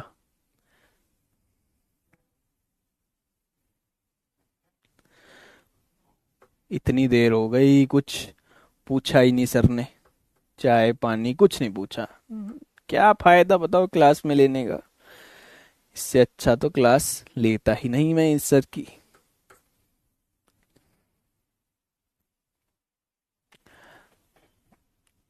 कुछ हाल चाल नहीं पूछा हमसे। हम्म, कुछ खाने को नहीं पूछा, तबीयत के बारे में नहीं पूछा, कुछ नहीं पूछा। क्लियर है भाई? हाँ, चलिए। तो ये है availability of vacant D orbital. और उसके बाद कि अब बात आती है, क्या सर यही खतरनाक कंडीशन, बस यही इनफ है? क्या आप मेरे घर पर आओ और आप मेरे घर पे रह लो, उसके लिए क्या सिर्फ यही बात इनफ है कि मेरे पास खाली कमरा होना चाहिए भाई? बताओ जी। नहीं भाई, है ना, मैं आऊं आपके घर के, है ना, मैं आपको कहूं कि भाई देखो जी रहने का बंदोबस्त हो, तो क्या इतनी कंडीशन इनफ है कि भाई आपके घर में का खाली कमरा हो? आपके घर में मान ले 4 कमरे खाली हो, आपके मन में ही ना हो मुझे बुलाने की, तो भाई उससे कुछ बनेगा नहीं ना बात। आपके घर में 3-4 कमरे एकदम शाही कमरे खाली हैं, बट आपकी मन में नहीं है कि अरे यार दिमाग की दही हो जाएगी, रहने दे भाई, तो फिर कैसे बुलाओगे? यानी कि मन होना चाहिए, ठीक है। सबसे पहली बात तो नियत होनी चाहिए बुलाने की, तभी तो इंसान आएगा। यानी कि वैकेंट डी ऑर्बिटल होने से कोई मतलब, वैकेंट डी ऑर्बिटल तो होना होना चाहिए ही भाई, देख वो तो चाहिए ही चाहिए, बट उसके साथ साथ इंसान की नीयत भी होनी चाहिए। मतलब क्या, वो वैकेंट डी ऑर्बिटल जो है वो पार्टिसिपेट भी करें, है ना। यानी कि क्या कहा मैंने, participation, participation of vacant D orbital, participation of vacant D orbital, participation of vacant D orbital, है ना। वो डी ऑर्बिटल पार्टिसिपेट भी करें, ऐसे नहीं कि भाई मैं कह रहा हूँ आज ही मैं आ गया हूँ। एक दिन याद है लेक्चर में आप कह रहे थे कि मैंने पूछा कि आप कहाँ से रहते हो, आपने कहा जी मैं शिमला है, तो मैंने कहा कि भाई घूमने आएंगे, तो आप बड़े ऐसे कह रहे थे हाँ जी आ जाओ आ जाओ, तो मैं आ गया हूँ। तब आप ऐसे नाटक कर रहे हो, कह रहे कौन सी क्लास है, कौन भाई, कब कहा था, कोई और टाइप कर गया होगा, चल अब आ गए, जाओ सर ऊपर सो जाओ। ऐसे नहीं होगा ना भाई, ऐसे बात नहीं बन पाएगी, या जाओ जी एक स्टोर रूम में सो जाओ, ऐसे नहीं होएगा। वो कुछ थोड़ा थोड़ा लगेगा कि हाँ भाई खुशी है चेहरे पे, है ना। तो ये बात ध्यान रखना। 3D2 और 3D3 तो वैकेंट डी ऑर्बिटल है ही ना, 3D है तो वो तो वैकेंट डी ऑर्बिटल है ही। तब यहां पर वही मतलब है, क्या मतलब सर, जैसे सर आपने PCl5 लिख दिया था, PCl5 आपने लिख दिया था, बहुत बढ़िया किया आपने PCl5 लिख दिया, यहां पर आपने PCl5 लिखा, है ना, PCl5 लिखा, मगर आपने PH5 क्यों नहीं लिखा? हैरानी की बात होती है ना। ये बहुत इंपॉर्टेंट बात है कि PH5 नहीं बन पाएगा, PCl5 बन जाएगा, ठीक है। देखो कितनी इंपॉर्टेंट बात है, यही है भाई करता धरता, यहां पर फोस्फोरस है, यहां पर भी फोस्फोरस है, ठीक है, दोनों जगह फोस्फोरस है, ठीक है। फोस्फोरस के पास अब भाई एक जगह वैकेंट डी है तो दूसरे जगह वैकेंट डी है, भाई यही है जो मतलब एंटरटेन करेगा, है ना, जो मतलब जिसके घर पार्टी है, ठीक है। अब इधर भी उसके घर खाली कमरे हैं, इधर भी खाली कमरे हैं, बट डिपेंड करता है वो रहने कौन आ रहा है। भाई रहने उसका कोई खास दोस्त आ रहा है तो वो इंतजाम कर लेगा, कोई नहीं चाहिए उसको, दिमाग की दही होएगी, पहले ही मूड खराब हो रहा है, कोई आगे बातचीत करेगा बेटा करियर में क्या करना चाहते हो, तो वो नाटक करेगा जी नहीं है खाली कमरा। यानी कि भाई एक ही इंसान है, एक बार जब क्लोरीन आया तो मजे से उसको हाँ कर दी, फोस्फोरस भी आया उसको भी मजे से हाँ कर दी, हाइड्रोजन आ रहा है उसको मना कर रहा है, उसको कह रहा है भाई मेरे पास कोई जगह नहीं है भाई, अपने घर हो ले, मैं नहीं बिठा सकता, मैं पार्टिसिपेट नहीं कर पा रहा हूं। ऐसी क्यों भाई, ऐसा क्यों हुआ? ऐसा क्या बुरा है हाइड्रोजन जो हाइड्रोजन को बिठाया नहीं गया? ऐसा वो कितना खाना खा जाता उसका, बताओ। छोटा सा आदमी, कितना बड़ा पेट उसका, क्या उसका ले जाता जो उसने हाइड्रोजन को मिठाने से मना कर दिया। इनफैक्ट ये नहीं भाई, आपने SF6 सुना होगा अपने जीवन में, है ना? SF6 बनता है, SF6 बनता है, मगर यहां पर भी सल्फर था। सल्फर ने से पूछा खाली कमरे, आज ही आजा आजा बिंदास। फ्लोरीन आया, रहे एकदम बढ़िया से, खाना पीना चला, ठीक है। सब दोगलापन, अरे इतना भी नहीं करना भाई। इतना भी डीप घुसना नहीं है कॉन्सेप्ट में, है ना? मगर जब हाइड्रोजन ने आने के लिए कहा कि मैं आ सकता हूं या नहीं आ सकता हूं, हाइड्रोजन ने इसको मना कर दिया, फ्लोरीन को रहने दिया। यानी कि ये क्या चक्कर है, क्या चक्कर है? हाइड्रोजन ने ऐसा क्या पाप किया था जिसे नहीं बुलाया जा रहा? तो ध्यान रखना, ये जो बात होती है यहां पर ध्यान रखना, participation of vacant D orbital कब होता है? Side atom should be electronegative. Side atom क्या होना चाहिए? इलेक्ट्रोनेगेटिव होना चाहिए। फ्लोरीन, क्लोरीन, ऑक्सीजन, मतलब इलेक्ट्रोनेगेटिव। फ्लोरीन, ये हेलोजेंस तो चल ही जाते हैं, हाइड्रोजन नहीं चलता। रीजन पता है क्या है? आइए समझते हैं, केमिस्ट्री में आते हैं, अब केमिस्ट्री में समझाते हैं, ठीक है? ठीक है, हाइड्रोजन के साथ ऐसा क्यों हुआ आइए समझते हैं। देखो भाई ध्यान से, अब ध्यान से सुनेंगे, कोई कुछ भी नहीं निकालेगा, कोई भी नहीं उतारेगा, है ना? कोई भी अपने रिश्तेदार को याद करने नहीं लग जाएगा कि मैं, अब मेरे जीवन का हाइड्रोजन कौन है। ऐसा नहीं करना, है ना? ऐसा नहीं करना, अपने जीवन के हाइड्रोजन मत सोचने बैठ जाना। बट यहां पर समझो पहले, फोस्फोरस था, यहां पर फोस्फोरस का s ऑर्बिटल है, फोस्फोरस का d ऑर्बिटल है। फोस्फोरस के s और d ऑर्बिटल में इतना गैप है, ये क्या है? एनर्जी गैप है। ये क्या है भाई? एनर्जी गैप है। ध्यान से उतारना मत, सिर्फ सुनना है भाई। एनर्जी गैप है, कंडीशन यहां पर खत्म हो चुकी है, इलेक्ट्रोनेगेटिव एलिमेंट होना चाहिए। दो कंडीशन थी, वैकेंट ऑर्बिटल होना चाहिए। वैकेंट ऑर्बिटल कैसे दिखेंगे? सेकंड पीरियड के अलावा थर्ड पीरियड का एलिमेंट हो, फोर्थ पीरियड का चल जाएगा। दूसरी कंडीशन ये होना चाहिए कि साइड एटम पार्टिसिपेट करना चाहिए। वो पार्टिसिपेट कब करेगा? जब वैकेंट डी ऑर्बिटल पार्टिसिपेट करना चाहिए। दूसरी कंडीशन ये है, पार्टिसिपेट कब करेगा? जब मेरा साइड एटम इलेक्ट्रोनेगेटिव होगा। अब हम समझा रहे हैं कि इलेक्ट्रोनेगेटिव होने से क्या होगा। किसी को नहीं भी समझना तो भी उसका काम ऊपर हो चुका है। उसको कंडीशन ध्यान रखनी थी कि थर्ड पीरियड के एलिमेंट हो सेंट्रल एटम, और सेंट्रल एटम के साथ जो साइड एटम जुड़ा हो वो इलेक्ट्रोनेगेटिव हो, तब वो पार्टिसिपेट करेगा। अब ऐसा क्यों हुआ भाई? यहां पर क्या है? एनर्जी गैप ज्यादा है, एनर्जी गैप है ये बेसिकली। अगर मैं इस फोस्फोरस को क्या लूंगा? फोस्फोरस को मान लो मैं विद हाइड्रोजन लेता हूं, तब भी क्या हुआ मेरे भाई? तब भी क्या हुआ? यहां पर ये S था और यहां पर ये D था, ठीक है? ये एनर्जी गैप अभी भी क्या है? ज्यादा ही है। ये एनर्जी गैप अभी भी क्या है? हाई एनर्जी गैप है। हाई एनर्जी गैप है ना? हाई एनर्जी गैप है। हमें क्या करना है भाई? We have to reduce this energy gap. मुझे इस एनर्जी गैप को क्या करना है भाई? रिड्यूस करना पड़ेगा। We have to reduce this in energy gap. मुझे इस एनर्जी गैप को रिड्यूस करना पड़ेगा। अरे क्यों करना पड़ेगा भाई? इस एनर्जी गैप को तब रिड्यूस करूंगा, ये फोस्फोरस के ही है, ये S और D ऑर्बिटल फोस्फोरस के हैं, ये ध्यान रखना, फोस्फोरस के हैं। जब मैं फोस्फोरस को हाइड्रोजन के साथ ले रहा हूं तब भी ये गैप ज्यादा ही है। अब इस गैप को कम करना पड़ेगा ताकि ये लोग मिक्स हों।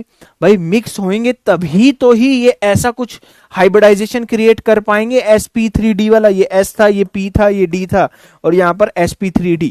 आपको हाइपरवैलेंट बनाना है तो S और D का मिलन होना जरूरी है। तो आपको इस S और D का गैप कम करना है।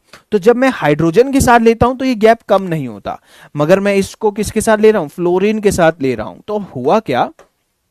जब मैं फ्लोरीन के साथ लेता हूं तो भाई फ्लोरीन नेगेटिव है, फोस्फोरस पॉजिटिव है, तो इस बॉन्ड में यहां पर नेगेटिव चार्ज आएगा, यहां पर पॉजिटिव चार्ज आएगा। अब क्योंकि यहां पर पॉजिटिव चार्ज आता है तो ये क्या करता है? चार्ज कॉन्ट्रैक्शन करता है। अब वो क्या बला है सर? चार्ज कंट्रैक्शन, ये क्या नया पैदा हो गया? देखो सिंपल सी बात है, जब आप अपने सेंट्रल एटम के साथ इलेक्ट्रोनेगेटिव एटम जोड़ोगे तो उसके ऊपर एक पॉजिटिव चार्ज आएगा, जिसके कारण वो S को भी खींचेगा, D को भी खींचेगा, और जिसके कारण अल्टीमेटली क्या होता है? S और D में गैप कम हो जाता है। ये एनर्जी गैप क्या हो गया, कम हो गया। यहाँ पर एनर्जी गैप क्या हो गया, कम हो गया। एनर्जी गैप क्या हो गया, कम हो गया भाई, ठीक है। एनर्जी गैप क्या हो गया, डिक्रीज हो गया। और मॉलिक्यूल क्या कर जाता है, एग्जिस्ट कर जाता है, ठीक है। मॉलिक्यूल एग्जिस्ट कर जाता है। अब आप चाहे आज के बाद ये चीज नोटिस करने लग जाना, जिंदगी में जब भी कभी, जिंदगी में आप जब भी कभी हाइपरवेलेंट मॉलिक्यूल देखोगे ना, तो उसके साथ कभी भी हाइड्रोजन नहीं दिखेगा, हमेशा इलेक्ट्रोनेगेटिव एलिमेंट ही दिखेंगे। ऑक्सीजन, फ्लोरीन, क्लोरीन, ये लोग ही आपको दिखेंगे, हाइड्रोजन जैसे सीधे साधे लोग नहीं, है ना। हाइड्रोजन ऑब्वियस सी बात है भाई, ठीक है। समझ में आ रहा है या नहीं आ रहा? तो सिंपल है, आपको चीजें सिंपल रखनी है, आपको कोई बहुत रॉकेट साइंस इसमें नहीं लगाना, बहुत सिंपल है, बहुत सिंपल ही रखना है। ऑक्टेट क्या होता है, ऑक्टेट नहीं फॉलो होता तो क्या होता है, हाइपो हाइपर, हाइपर की कंडीशन क्या है, पहली कंडीशन ये है कि सेंट्रल एटम बड़ा होना चाहिए। आपने ये देखो ना, नाइट्रोजन है, आपने SF6 देखा है क्या, कभी आपने OF6 देखा है, नहीं देखा, आपने ये देखा है क्योंकि यहां पर, अच्छा OF6 एग्जिस्ट नहीं कर सकता, SF6 एग्जिस्ट कर सकता है। OF6 एग्जिस्ट नहीं कर रहा, ये किस कंडीशन के कारण एग्जिस्ट नहीं कर रहा, पहली कंडीशन या दूसरी कंडीशन? मतलब इसके पास क्या नहीं है, इसके पास वैकेंट ऑर्बिटल नहीं है,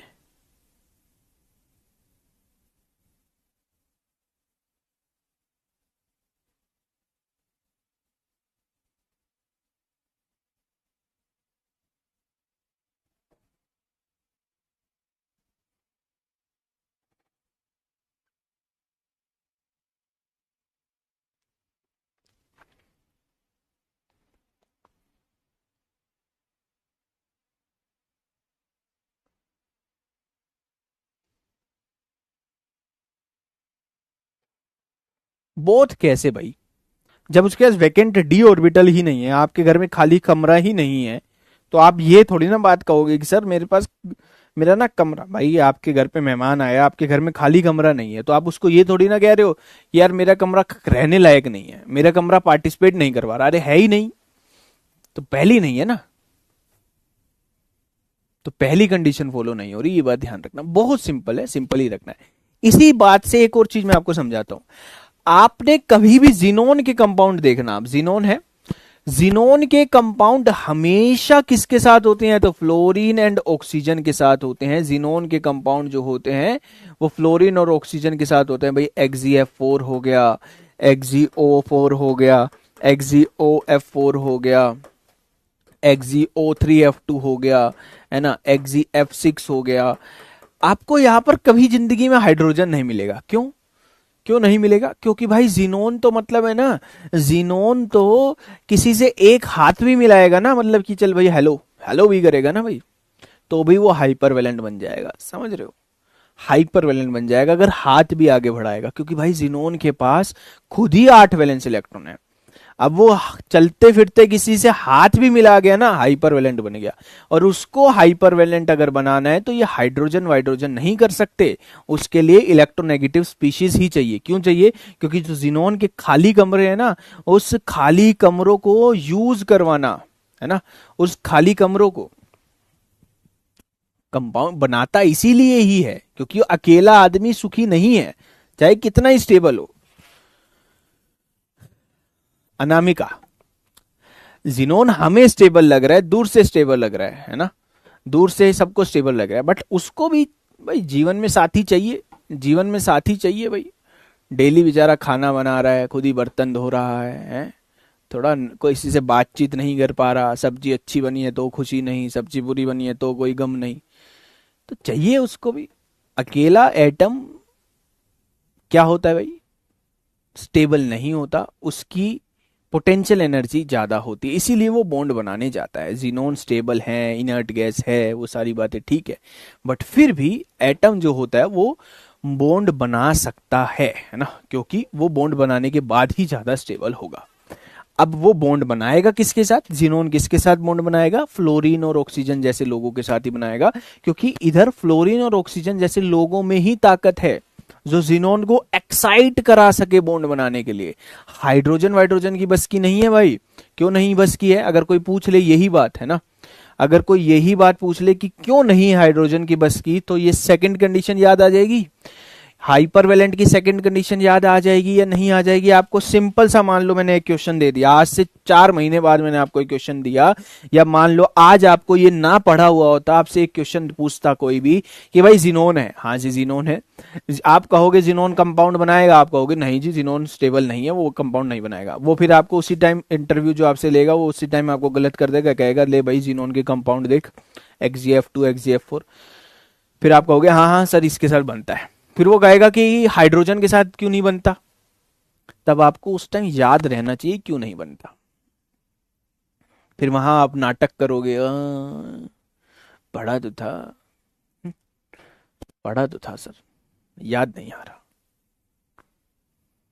तो आज का लेक्चर एकदम बिल्कुल बेसिक लेक्चर था, उसमें एज सच हमने कोई दिक्कत, कोई रॉकेट साइंस नहीं पढ़ी है, बट इन लेक्चर्स की जरूरत होती है, इन लेक्चर्स के बिना चीजें पूरी नहीं हो पाती हैं, ठीक है। कोई भी डाउट, कोई भी समस्या है तो बताइए।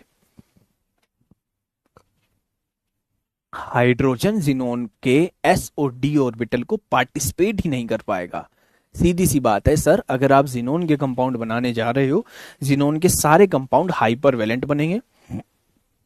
हाइपरवेलेंट बनने के लिए हमेशा एस और डी का मिलन होना बनता है, ठीक है। एस और डी का मिलन होना बनता है, ये बात ध्यान रखना। और एस और डी का मिलन कब होगा? जब उनके बीच का एनर्जी गैप कम होगा, और एनर्जी गैप कब कम होगा? जब वहां पर चार्ज कंट्रैक्शन होगा। वो कब होगा? कि सेंट्रल एटम के साथ एक इलेक्ट्रोनेगेटिव एलिमेंट जुड़ा हुआ हो, ठीक है। क्लियर है भाई? चलिए थोड़ा सा बस जस्ट गो थ्रू कर लेना, बाकी कोई दिक्कत नहीं है, ठीक है भाई। चलिए बहुत बहुत शुक्रिया। कोई डाउट, कोई दिक्कत है तो एक बार पूछो, है ना, अभी टाइम है हमारे पास। हाँ बाद में दे सकते हो, बट आदत बनाओ हमेशा जिस दिन टेस्ट आए उस दिन आपको देना है। देखो ये सिर्फ जो ये है यहाँ पर, जो ये पूरा अपना चैप्टर रहेगा, पूरा मतलब ये एग्जाम रहेगा, इसमें डिसिप्लिन वाली बात रहेगी कि जिसको जितना काम मिला उसने टाइम पे किया, बस सिंपल रखना, ठीक है। कोई चीज किसी चैप्टर की मुश्किल आएगी तो कोई चीज किसी चैप्टर की आसान आएगी, ठीक है। तो ये चीज ध्यान रखना। ओवरऑल पेपर, ओवरऑल जो ट्रेंड होता है पूरे नेट का, उससे बहुत बेहतरीन कंटेंट आप पढ़कर जाओगे, इतनी मैं आपको गारंटी देता हूं। अगर आप 5-6 महीने पढ़ोगे, जो पूरा पढ़ रही है, पूरी दुनिया पढ़ रही है, जो भी चीज देख रही है, आप अगर 5-6 महीने में पढ़ रहे हो, हाँ जिसने पहले पढ़ रखा है वो मैं कहूंगा थोड़ा सा बुक्स को देख सकता है ना, जैसे हाउस क्राफ्ट बुक्स हो गई, एटकिंस हो गया, है ना। इन बुक्स के यहाँ पे कोई प्रैक्टिस बुक्स नहीं होती, नेट की कोई प्रैक्टिस बुक नहीं है कि आप सोचो कि यहाँ पर आपको प्रैक्टिस बुक्स मिले, ऐसा होता ही नहीं है भाई। नेट की प्रैक्टिस बुक्स बनाने वाले ही, मतलब कि ये लगा लो कि रेफरेंस बुक ही होती है, क्योंकि रेफरेंस बुक से ही क्वेश्चन सीधे सीधे आते हैं। तो आप कहीं इस चीज की तलाश में हो कि आपको कोई प्रैक्टिस बुक मिल जाएगी, वो चीज नहीं होती यहाँ पर। यहाँ पर आपको रेफरेंस बुक होती है, जैसे उसमें आपको पूरा थ्योरेटिकल पढ़ना पड़ता है, उसके इंपॉर्टेंट आप पूरा पढ़ नहीं पाओगे। जो लोग कंटेंट बना रहा है वो लोग ना ही पढ़े इस चक्कर में, जो लोग कंटेंट बना रहे हैं, क्योंकि वो कंटेंट सारा आपको यहाँ पर डिलीवर होगा। मैं ये कह रहा हूं जिसने सब कुछ पढ़ लिया है वो जाकर देख सकता है एक बारी,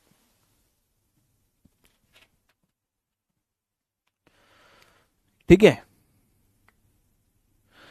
कोई दिक्कत, कोई समस्या यहां तक है तो बताइए भाई, अदरवाइज ओके है। Thank you so much.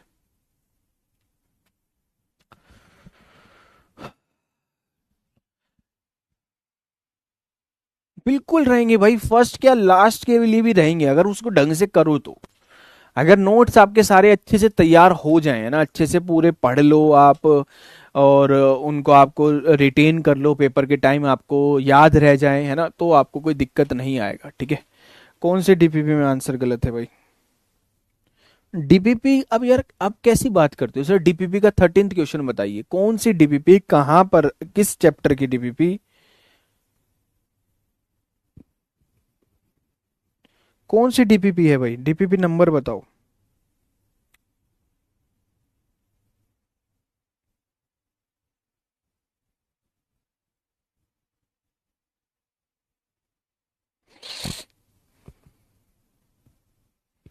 Good afternoon Priyanshi, good afternoon. आज की केमिकल बॉन्डिंग की डीपीपी,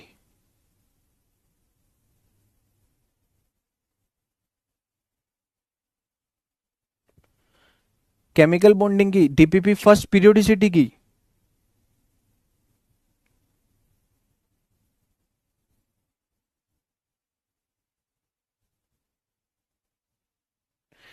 वो 13th वाला कह रहे हो आप?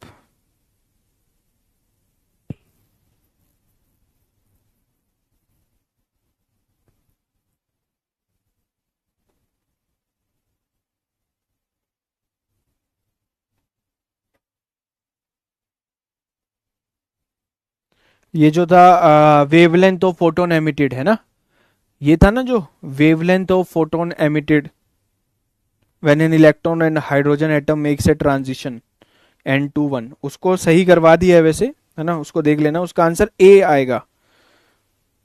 उसका आंसर ए आएगा भाई, है ना, वो गलत था उधर उस टाइम, अगर आप देख रहे हो तो कोई दिक्कत नहीं, उसका आंसर ए आएगा। 1.21 इंटू 10⁻⁵ आएगा, उसका आंसर आएगा 1.21 इंटू 10⁻⁵। लिख लेना 1.21 इंटू 10⁻⁵, ये आंसर आएगा भाई उसका। ठीक है, ये आंसर आएगा 1.21 इंटू में 10⁻⁵। ठीक है, चार्ज कंट्रैक्शन यही चीज है कि अगर आपके सेंट्रल एटम के पास चार्ज आएगा, पॉजिटिव चार्ज आएगा, तो वो अपने एस और डी को खींचेगा, है ना, उसका जेड इफेक्टिव बढ़ेगा, इसके ऊपर जेड इफेक्टिव बढ़ेगा, जेड इफेक्टिव बढ़ेगा तो ये ऑर्बिटल्स को खींचेगा, ऑर्बिटल्स को खींचेगा, एस और डी के बीच में गैप कम होगा, गैप रिड्यूस होता जाएगा। ठीक है, चार्ज कंट्रैक्शन मतलब चार्ज आएगा, जिस नाम समझो, चार्ज कंट्रैक्शन मतलब चार्ज आया, कंट्रैक्शन मतलब गैप डिक्रीज हुआ, चार्ज आने के कारण उसका जेड इफेक्टिव बढ़ेगा, एस को भी खींचेगा, डी को भी खींचेगा, दोनों को खींचेगा, और दोनों का खींचने का मतलब ये नहीं है कि उनका गैप अब सेम रहेगा, सेम नहीं रहेगा, वो गैप कम होता हुआ चला जाएगा, ये बात ध्यान रखना, गैप क्या होता जाएगा, कम होता हुआ वहां पर चला जाएगा। चलिए जी, बहुत बहुत धन्यवाद, थैंक यू सो मच, मिलेंगे अगले लेक्चर में। आपको सिर्फ इतना ध्यान रख लें इस चार्ज कंट्रैक्शन में कि इलेक्ट्रोनेगेटिव जब एलिमेंट होता है तो वो एस और डी के गैप को कम कर देता है, इलेक्ट्रोनेगेटिव जब एलिमेंट होता है तो वो आपके सेंट्रल एटम पर एक चार्ज जनरेट होता है जिसके कारण एस और डी का गैप कम हो जाता है, बस इतना आपको समझना है। चलिए भाई, धन्यवाद धन्यवाद धन्यवाद।